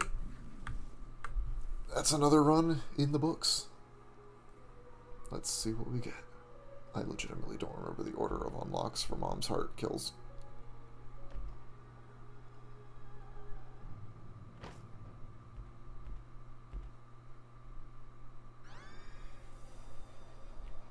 Ah, yes. We've unlocked a new character. Eden! And Begotten Baby. Right, there's one Mom's Heart kill. Eden is interesting, because they have everything randomized. Their stats, and they can start with... They get random stats, random items. They can get an active and a passive item. They can start with a random trinket, consumable. They start with a random number of pickups. And they require these Eden tokens to play, which you get one for every time you kill Mom's Heart. They're interesting. So there's Cain. Do I want... I might play another run tonight, but for now I'm going to be... I've gotta go for just a minute.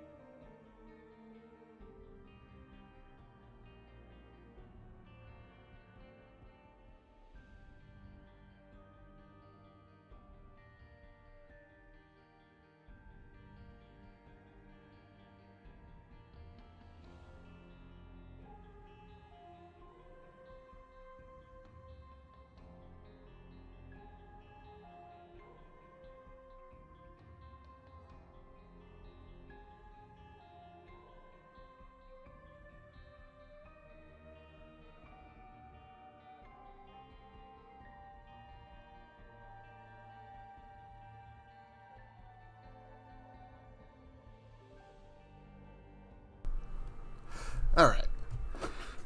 I think, yeah, I can do one more. I can do another run. And I think we'll do Cain. So I was talking him up a little earlier. And his lucky foot is what gives him a point of luck and makes it so he can only get good pills. And hey, we're on the cellar, and I immediately take damage.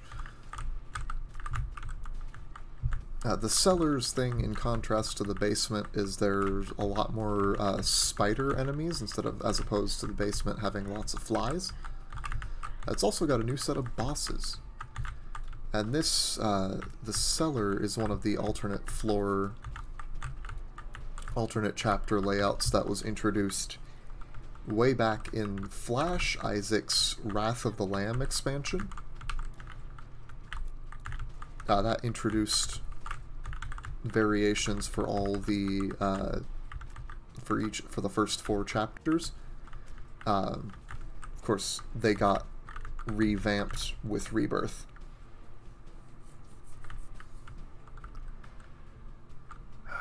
I'm not doing so hot right away, but I'm not going to hold R. For reference, if you hear me say something about holding R in any future in regards to Isaac stuff, it's because you hold the R key and it'll restart your run.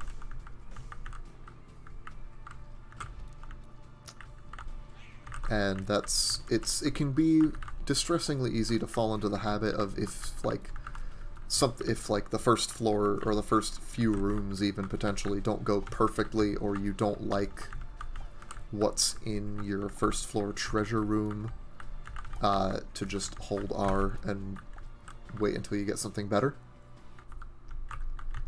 Mom's purse. That might be nice. Mom's purse lets you carry another trinket, because normally you only get one. It's not super amazing, but some of those... it really depends on what trinkets you get. Yum heart. Okay, because this isn't picking up a heart. Would that invalidate Eve's unlock condition? We'll find out. Yum heart just fills an empty red heart container. It's just a 4-room charge healing item. I don't care for it much because I much prefer either like soul heart generation or offense for my spacebar items, but it's better. It's once again better than nothing. This is Lust item drop, the virus. It makes you poison enemies when they touch you, and gives you a speed upgrade. Used to be a speed down. Oh, hey, here. This is Blighted Ovum. It's dead Gemini, and I think he's actually easier than normal Gemini. I think he might actually be the only this might be the only posthumous boss that you can fight in the same chapter as the living version. Because there are several posthumous versions of various bosses. Not a bad first floor at all. You know, if I wanted to, I could go through the curse room, then hit up the boss challenge room. I don't know if I want to, though. And I don't remember if... curse room damage reduces devil deal chance. Because I know at least some forms of self damage no longer screw with your devil room chance. But I don't remember. I think sacrifice rooms are one of those, but I don't remember if curse rooms count. And we're getting wrath. Okay, come on. Yeah, come over here. Why don't you?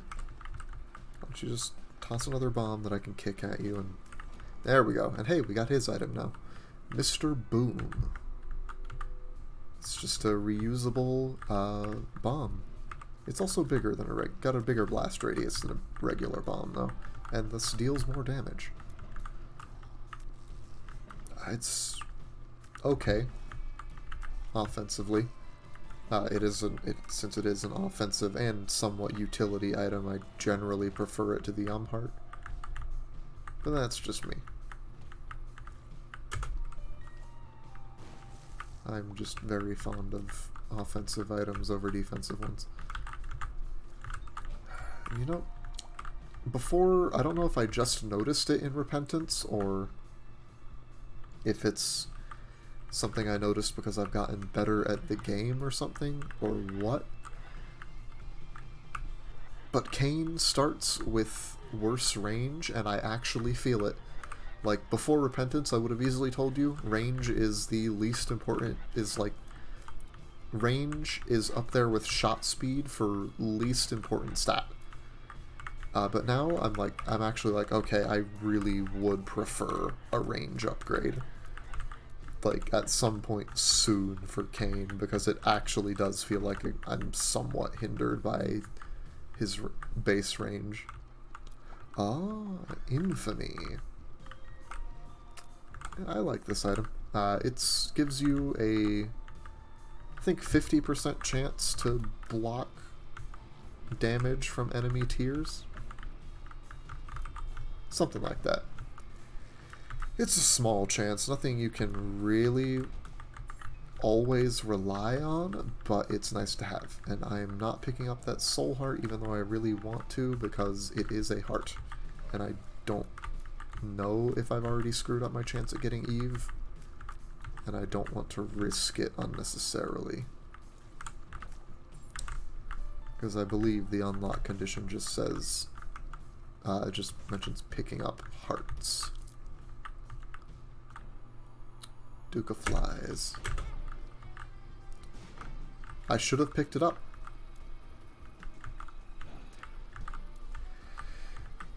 I can jinx myself.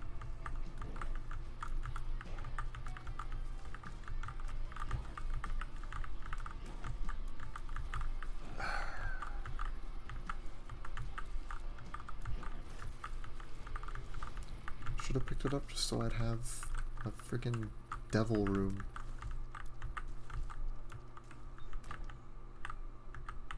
Mom's Pearls.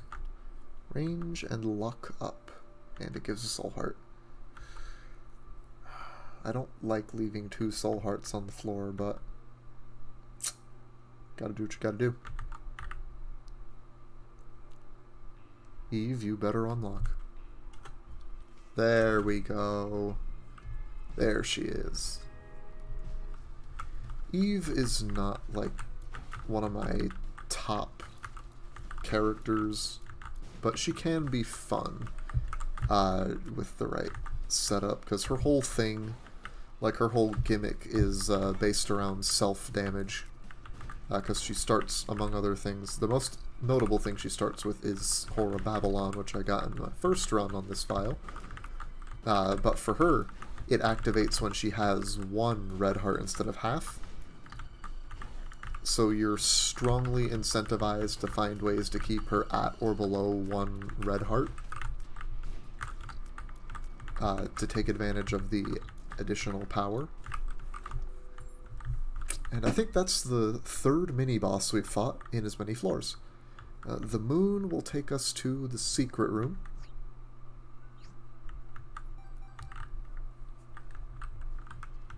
That saves a bomb, at the very least.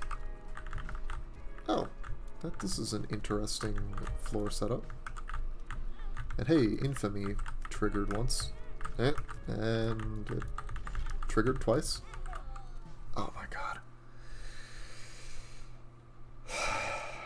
Bad deaths. But I am not going to let it end like this. I'm gonna do it. I'm gonna win a run. I'm gonna do this run.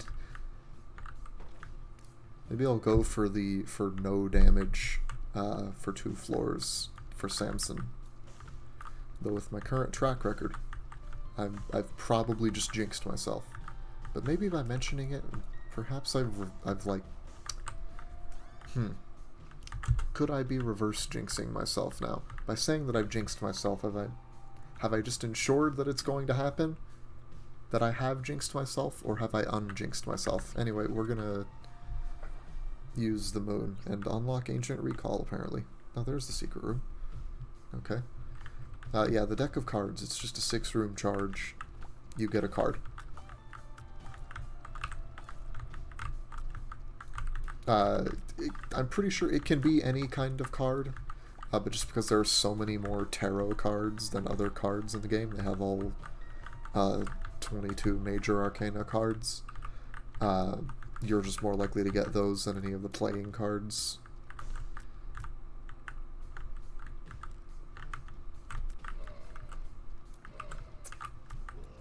Yeah, this room isn't bad as long as these things actually die and don't all just lose their heads. Or if they do lose their heads, if they don't start gushing. Yeah. Should have waited to pick up that soul heart. Yeah. Was that a blended heart I saw? I've already forgotten if that soul heart came from an actual soul heart or a blended heart. As if it was a blended heart, those are interesting little pickups. With because they can give you a full soul heart if you have full red hearts already, a full red heart if you have an empty heart container, or half and half. Well, Monstro, okay. Monstro's not too bad, really. He mostly just jumps around and spits at you. Occasionally he does a big jump and tries to land on you. Like that. And which also releases a wave of tears all around him. They're pretty easy to avoid.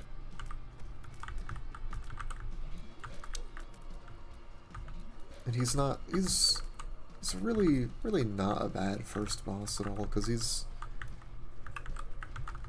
there's some worse bosses. There's one seller boss that I absolutely despise on most characters because he just takes forever. But I'm sure if we get him next floor, then I will be complaining about him the whole time we're fighting. Hey, a black heart. I'll take that. And screw. Not bad at all for the first floor. I think that's the cellar. Yeah, because the in-between floors here, up on the top of the screen, it actually shows what floor you'll be going to next.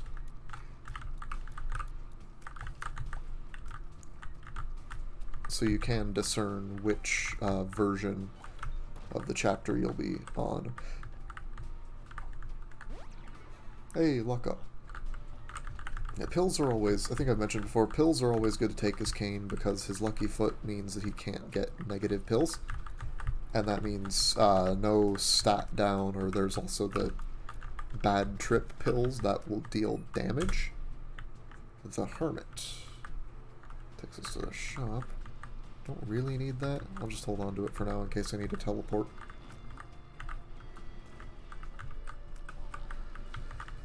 Or if I decide I do want into the shop, like if I get a bunch of money or something. Funny thing about Rebirth Cain is that in Flash Isaac, and I swear this is going to make sense, since I know I just said Rebirth Cain and then immediately start talking about Flash Isaac.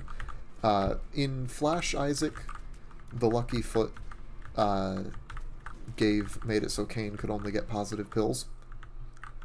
This was not the case until Repentance in Rebirth. It just increased his, it just increased luck.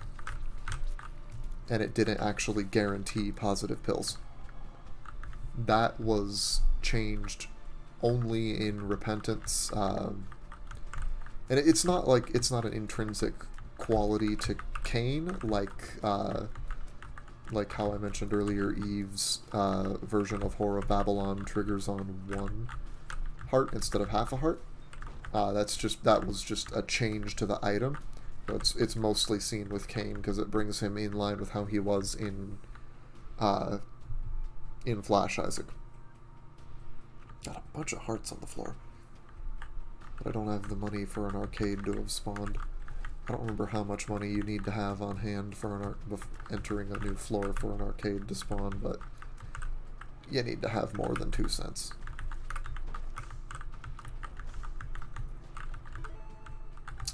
You know, I said something about the possibility of going to the shop if I came into money on the floor.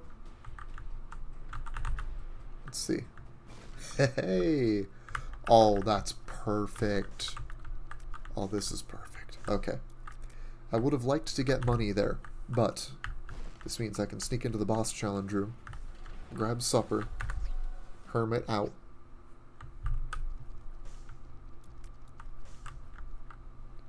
Then, hold on a moment.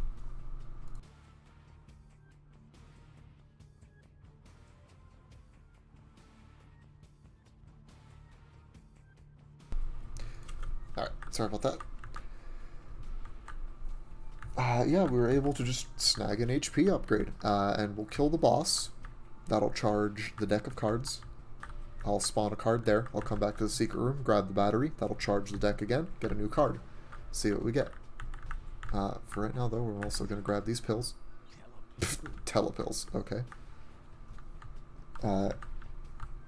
Yeah, there are also, in addition to the positive and negative pill effects, there are also just a bunch of neutral ones. I can see forever. Okay. I can see forever pills just reveal secret room entrances and open them. It's definitely not a bad pill to have. So it saves bombs. Pin. Okay. This isn't the boss that I hate. I just mildly dislike this one. He's easy, though. I just don't like the burrowers just on principle. At least Pin has some sense of decency, though, and doesn't stay underground for an eternity between attacks. Hierophant. Oh, yes. Magic 8 Ball. Shot speed up and gives a card.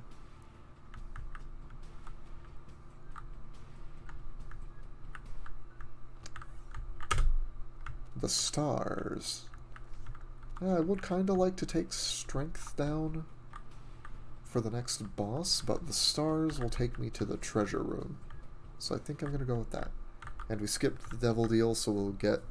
So if the next time we get a deal, it'll be an angel room.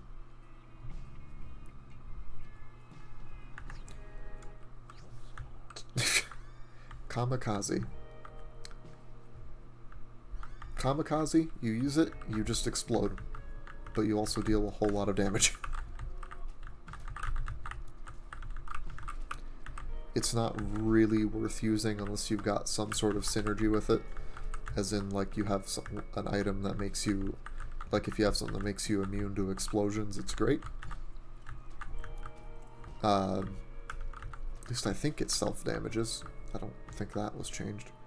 They did buff it for Repentance. They made it a lot stronger. But I'm pretty sure it does still hurt you to use. And I mean, if it doesn't, it wouldn't really be a kamikaze, would it? That's like the whole thing. It's supposed to be you're damaging yourself to inflict damage on your enemies, right? That's the flavor. They're not just going to compromise the flavor. Let's go for this. This will get my deck of cards charged. Because it'll charge for each wave of the challenge room. And base challenge rooms tend to be much less likely to screw you over than boss challenge rooms.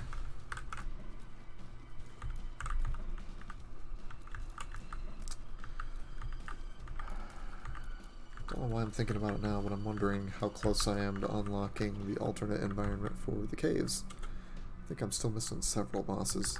Hierophant again, yes. This really couldn't be going that much better. It's going really well. And now that I've said that, I'm kind of worried that things are going to go worse.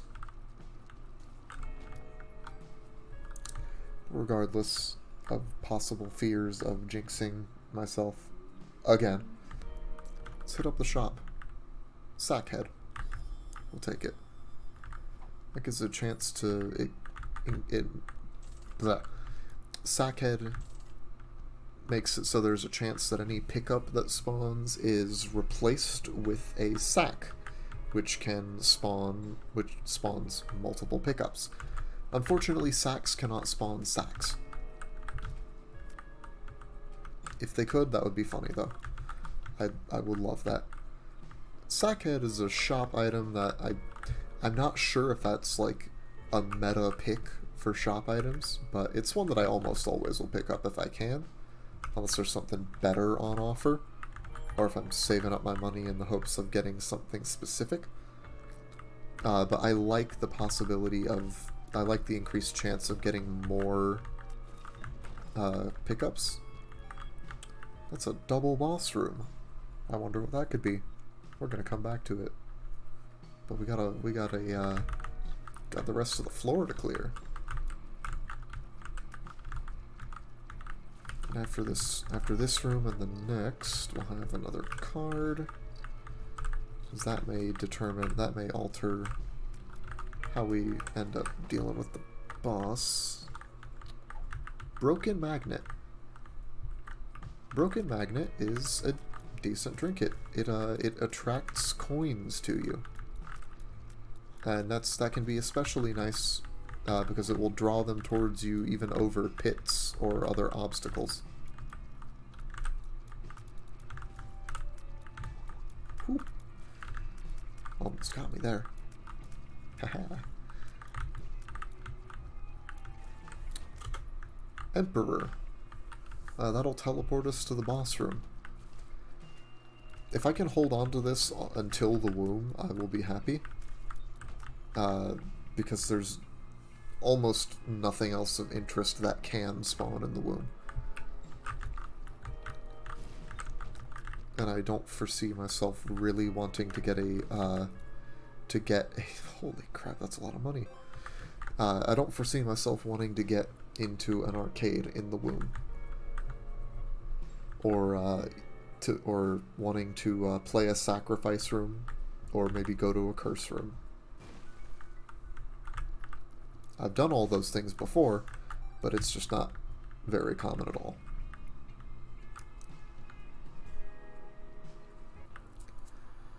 Chub and Pin. Yeah, so these double boss rooms you can get. They'll sometimes spawn, and you'll be faced with two bosses. Usually, oh hey, Balls of Steel, awesome. Usually it's two bosses from the previous chapter. At least that's how it was. But I don't know, maybe they figure that Chub is easy enough that she can be paired up with Pin, who also like counts as like half a boss at best.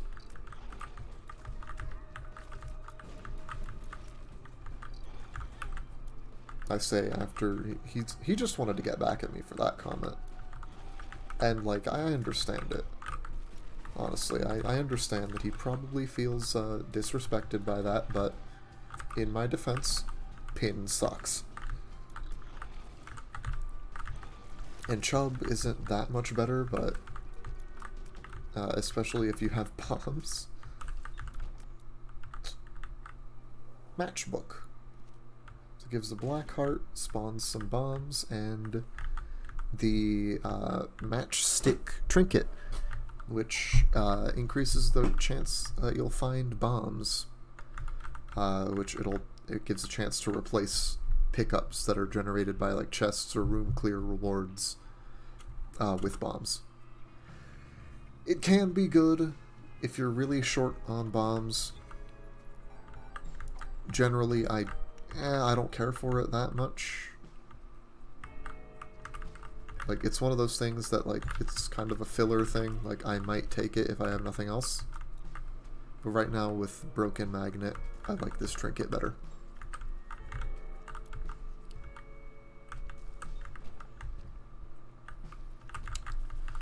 Yeah, we're not getting into that boss challenge room unless it's next to a secret room, and I don't think it can be.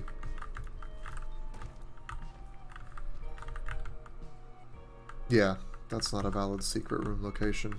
That on the right wall there might be. That is a possibility.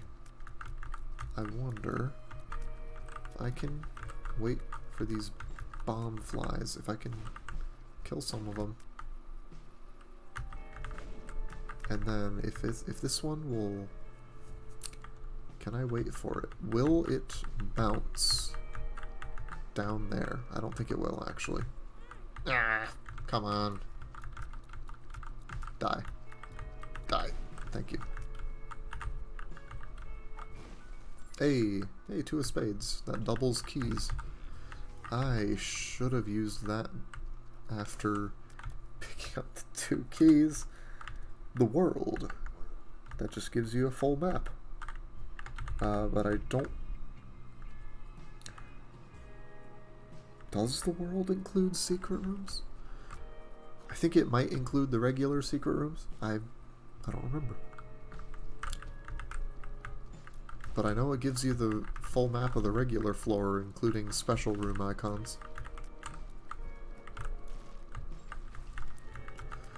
The world is also a nice card to hang on to for the womb if you don't have something better. Like, I prefer Emperor, though, because that means I can basically just skip the entire floor and don't have to bother with dealing with any of the enemies. Except, and can just go straight to the boss. Man, it's gonna take us a while before we unlock Samson at this rate if I keep taking dumb damage on, like, every other room. Though if I can get something, maybe if I get something powerful enough that I just start steamrolling, then I won't take damage for 2 straight floors.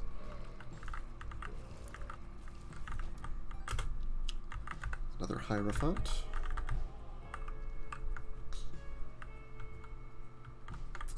Okay. 1, 2... Yeah, we're not getting a charge unless we get a battery. Hello, Larry Jr.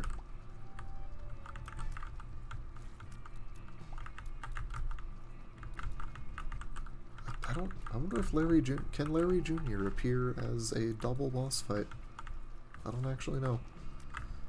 You could probably just throw him into a bunch of normal boss fights and no one would be able to tell the difference.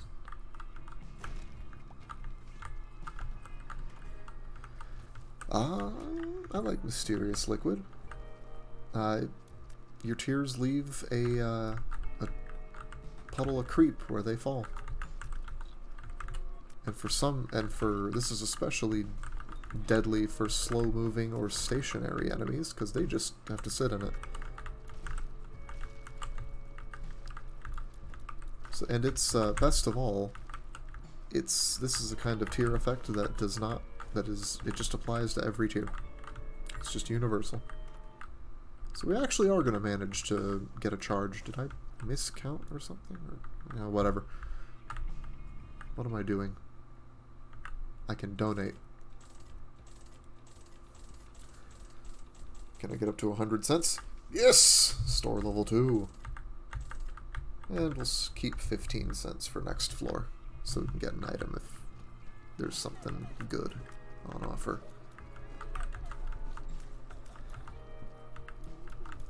Come on. Come on, stop hiding behind the rocks. Okay, thank you. I can get that sack and possibly... no super secret room. Okay. It is what it is. Peep. Peep, but with no plum flute to trivialize it this time. Unfortunate.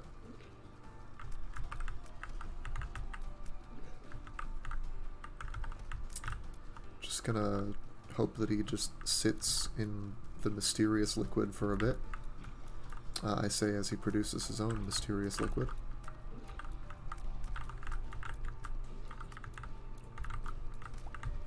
Ah! And there's one of his peepers out.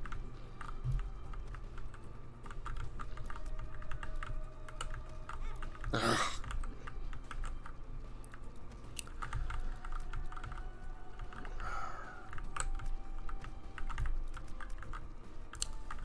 I really do. I like to think I'm better than this, but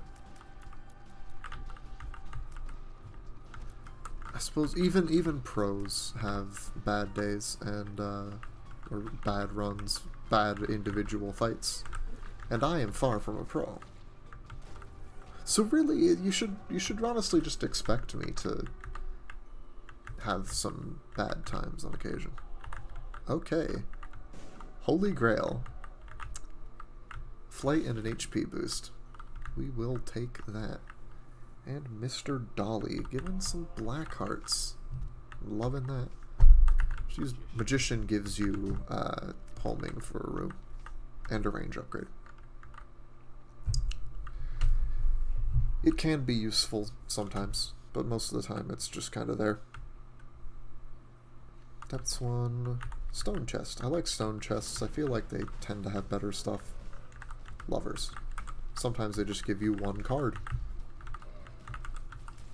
But other times you can get like a crap load of pickups or a pretty decent item.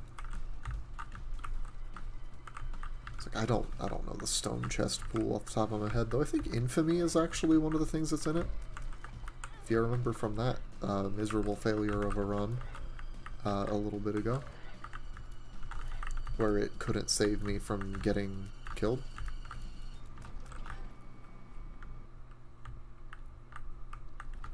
And while I know I'm pretty sure I said that infamy isn't really, the damage reduction isn't really something you can rely on. It's always better to have it than to not. And really there's only a few things in Isaac where, hey, it's little chubby. He's like big chubby, but little. And by that I mean he does less damage, goes faster.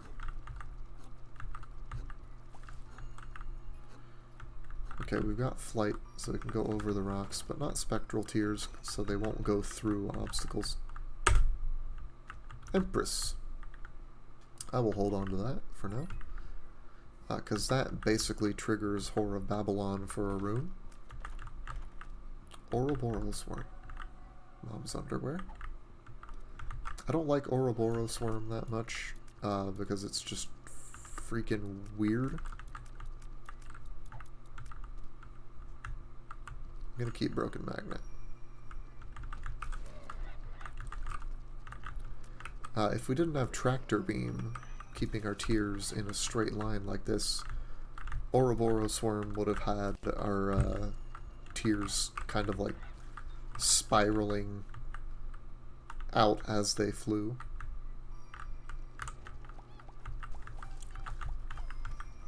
But I picked it up now, so now I don't have to deal with it ever again.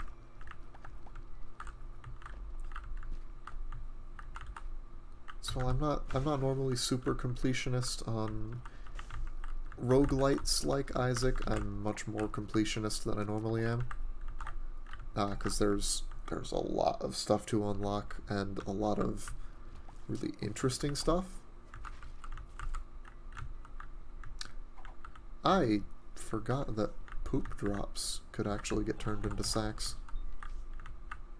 The tower. That was suboptimal, but I'm doing it anyway.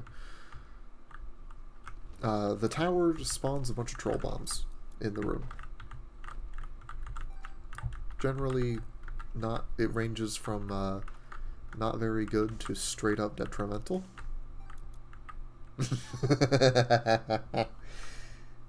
Oh yes, oh, that could be fun. So, we have the Bible in our shop. And normally, what the Bible does is you can use it to get flight for a room. Doesn't sound very useful in our current circumstances, right? But I think I'm going to pick it up after this fight. Because I think it's going to prove more useful than it might seem. But first we gotta get rid of war. A ball of bandages.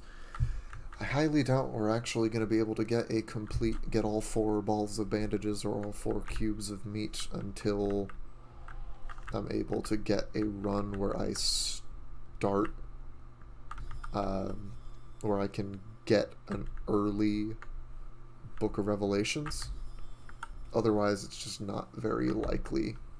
You're just not super likely for it to happen, to have it happen. Because you need to get 4 bosses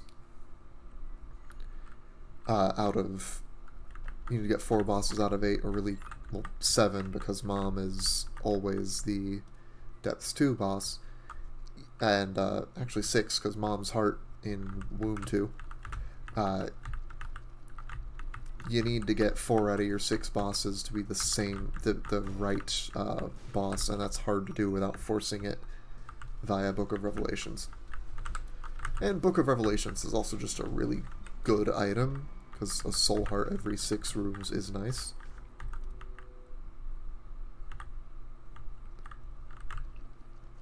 Ooh, we could get a lot of money. I can see forever. I'll take that. Health up. Yeah, we got those rainbow poops. Got 2 of them, actually.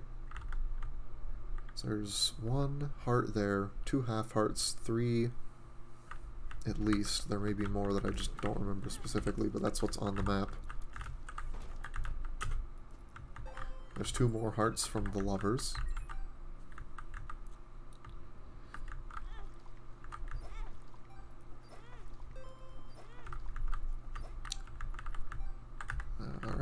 lovers. 1, 2, 3. You know, actually, we're gonna go down to half a heart and just use the rainbow poop first. I think that'll be the most efficient way of going about things.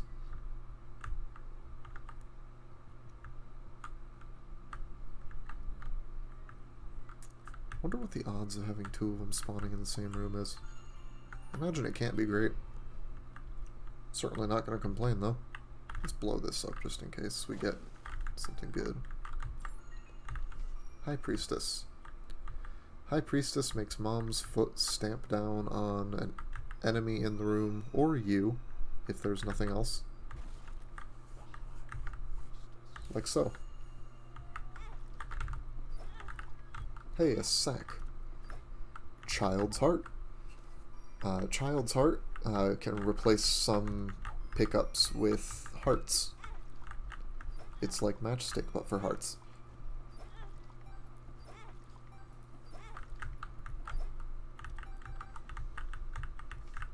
Tower. Okay. I'm trying for this blood bag.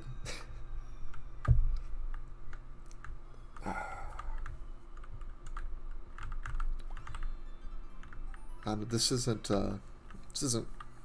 would not be particularly entertaining to watch, but yeah, it's not very entertaining to play, generally speaking, but it is nice to see those numbers go up. Specifically the number of coins. Oh yeah, that's why we didn't get blood bag last time. We hadn't unlocked it. But now we have. And now there's a chance we can get it. Emergency Contact. Emergency Contact is a special kind of card that spawns one of Mom's hands to grab an enemy in the room. And it'll just hold on to them for a bit, if I remember correctly. So you can just pummel them. Yeah, oh yeah, there was that. There's the super secret room. What have we got? Attack spiders. Cool, I'll take them. Would have preferred a double item, but whatever. Ah, well. The min-maxing didn't work out as we'd hoped. But, eh.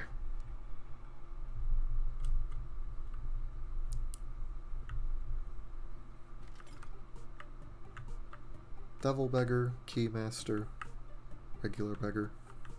I'll play the regular beggar.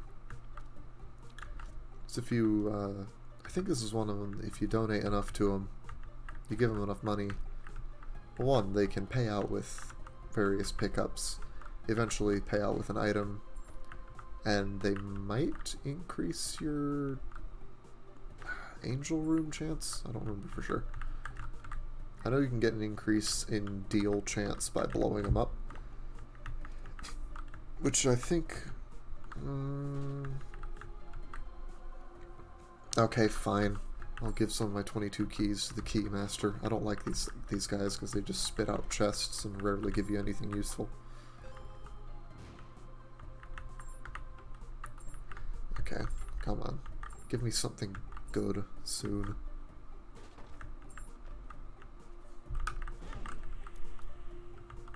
Just for that. Vengeance. And that is yet another reason I don't like Keymasters.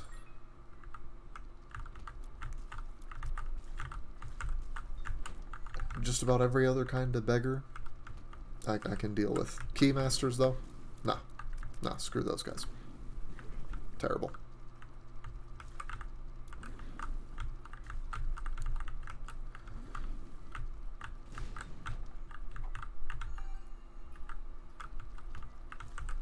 A lot of the visas. Those are the laser things. I know the proper names of some of the enemies in this game. Most of them, not so much. Oh. Shit. I forgot the Bible.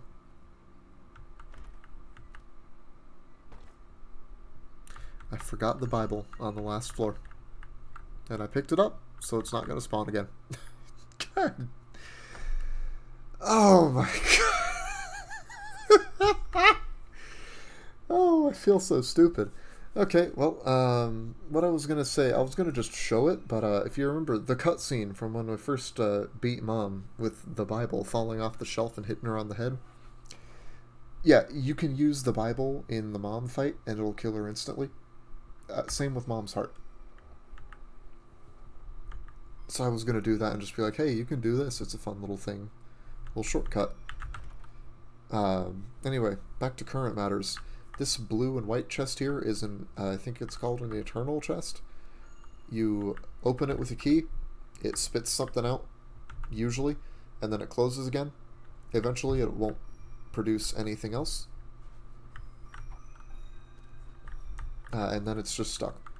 I'm gonna swap out Broken Magnet for Flat File because of Flight. That'll basically let me get whatever coins I want, unless they're behind Spike Rocks. Because Spike Rocks can damage you even if you have Flight, so screw you. Because screw you, rather. Flat File just removes spikes, including from Curse Room doors. It removes spikes from everything except Sacrifice Rooms. So those are special. They need the spikes so you can damage yourself. Because it's kind of the whole point of the room. I'd really like some way of having piercing shots just to not deal with the knights, who are the dudes with the exposed brains that you have to damage from behind.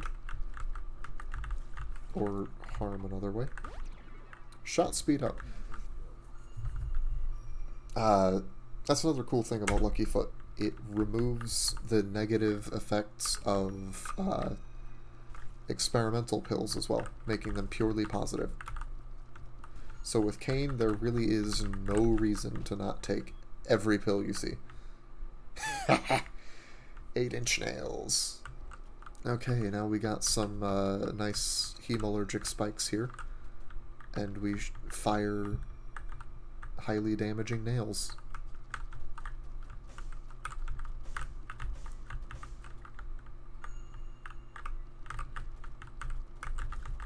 No, we've had pretty good tiers, so I didn't even really notice that we hadn't actually gotten any damage upgrades.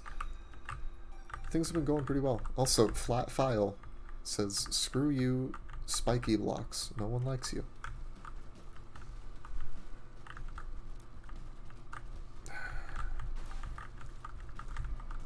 Thanks for Steam sale in my last shop, Greed. Steam sale is great if you get it early enough, because it reduces shop prices by 50%, rounded down generally, and this can apply on top of the random chance for an item to be on sale for half off. So you could theoretically get an item, with Steam sale you could theoretically get an item for like 3 cents. It used to be that if you got multiple Steam sales, which there were a few ways to do it, there are a few ways to get certain duplicates of some items, they would just stack and give you a 100% discount. That's been changed to where I believe it just further reduces prices by 50%. Instead of from their 50% of their base price, it's 50% of the current price. So it keeps getting lower and lower, but never actually gets to 0. We got 2.5 hearts we could spend at the Blood Bank or the Devil Beggar. Temperance spawns a Blood Bank. We're gonna blow it up. So I'm feeling the Devil Beggar. We're also gonna blow this up. And this, just in case they drop hearts, like that one did. It dropped a double heart, in fact. We've got 91 cents. It's 2, 3, 4.5. Okay.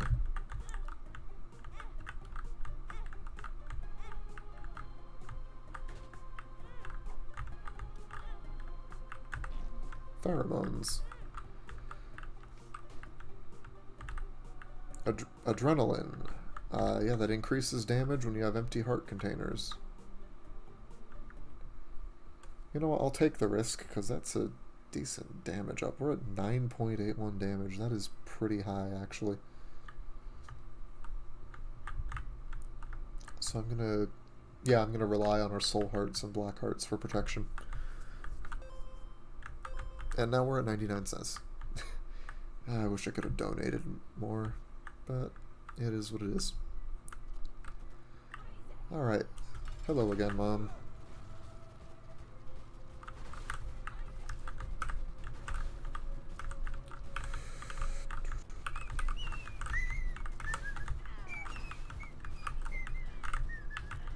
Mom isn't too terribly difficult in general. She just kind of spawns stuff a lot and occasionally tries to stomp on you. If you get too close in front of one of the boss doors, though, her hand will come out and smack at you. Oh ho ho ho. Hey, it's another Emperor. I'll take that. Mom's coin purse. Spawns 4 pills. Health up. Luck up. Power pill. Makes you invincible and deal contact damage. Balls of steel. Holy water. Holy water used to be terrible. Like, it used to be just straight garbage. There was no use to it, really, because what it did was, you got hit. If you got hit, it broke and formed a little tiny puddle of creep that did a little bit of damage. But now, you throw it by shooting, and it hits an enemy, creates a decently sized puddle of creep that damages and can also stun enemies. Anyway, we're gonna Emperor Blastocyst. Blastocyst is easy. Blastocyst is actually technically the earliest womb boss you can see, because you can see the little guys as early as Basement 1. And he's just another asteroids monster like Fistula. Jesus Juice, damage and range up. That's real nice. We like that. Ooh. Oh, another thing we like. Another health up. I can see forever. We'll exchange this for Guppy's head. Take that. We will not take Whore of Babylon, though. Yeah, I'll keep Guppy's head. Because that'll give us every room, it's a 1-room charge, we'll get some attack flies.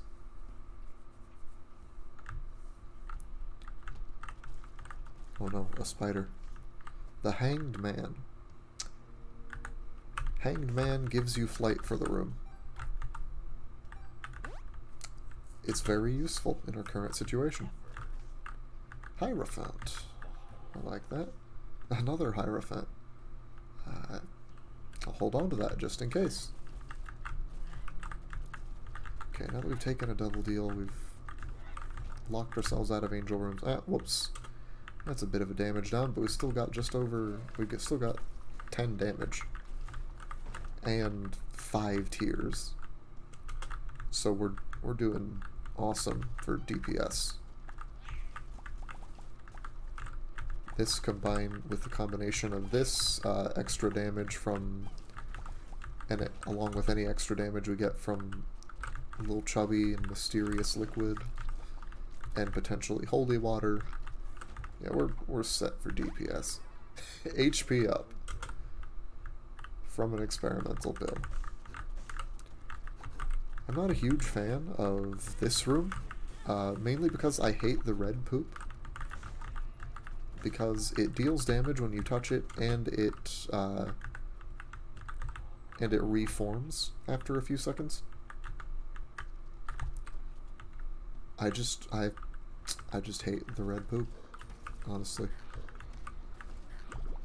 And I know that is a strange phrase, but Isaac makes you say very weird things. That's just the nature of the game. It's just how it is. You learn to deal with it. Heart Locket. Mom's Locket. Oh, I don't remember what that does, actually. Keep in flat file. I'm gonna run back and grab that soul heart from back in the room with 2 Hierophant cards. I don't need to be picking up this money, but I am. Because you can't go over 99 cents without a specific item that I don't have unlocked. Gonna keep the Balls of Steel going into the Mom's Heart fight just in case. We're gonna take advantage of I Can See Forever to try and skip some stuff. No, we can't. Okay, of course. As it turns out, this is a dead end. Awesome. Loving it. Alright. Hoping I'm going the right way, and I'm not.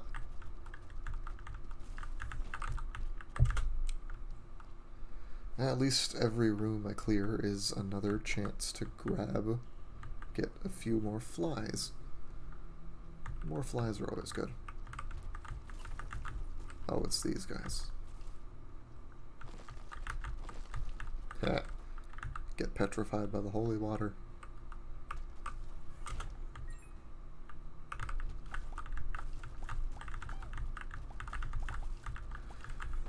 Guppy's head gets really good if you have like battery items and can stock multiple charges and use them at once, because then you're less likely to lose them all in the very next room after you get them.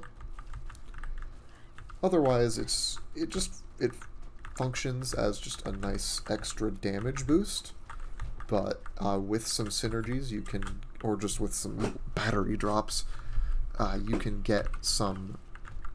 build up quite the swarm. Ah, whoops. Hey, Soul Heart, I'll take that. And Mom's Heart.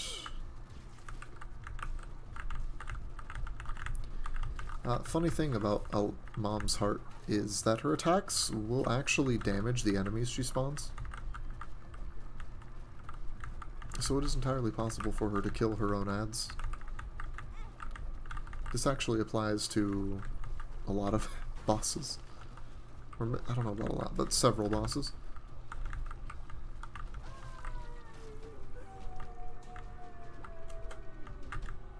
I didn't need to do that, but I'm doing it anyway. And our second Mom's Heart kill. What's in it? What's in the chest this time?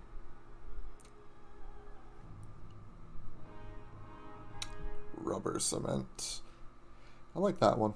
It makes your tears bounce off of walls and enemies. It's fun. And unlocked Glass Baby. The Glass Baby and Begotten Baby, the things that I unlocked from Cain and Azazel from killing Mom's Heart, those are not actually items. Those are basically for co-op. In which, I don't know, maybe if I can rope some people into co-op sometime, I might have to do that. But I think that it's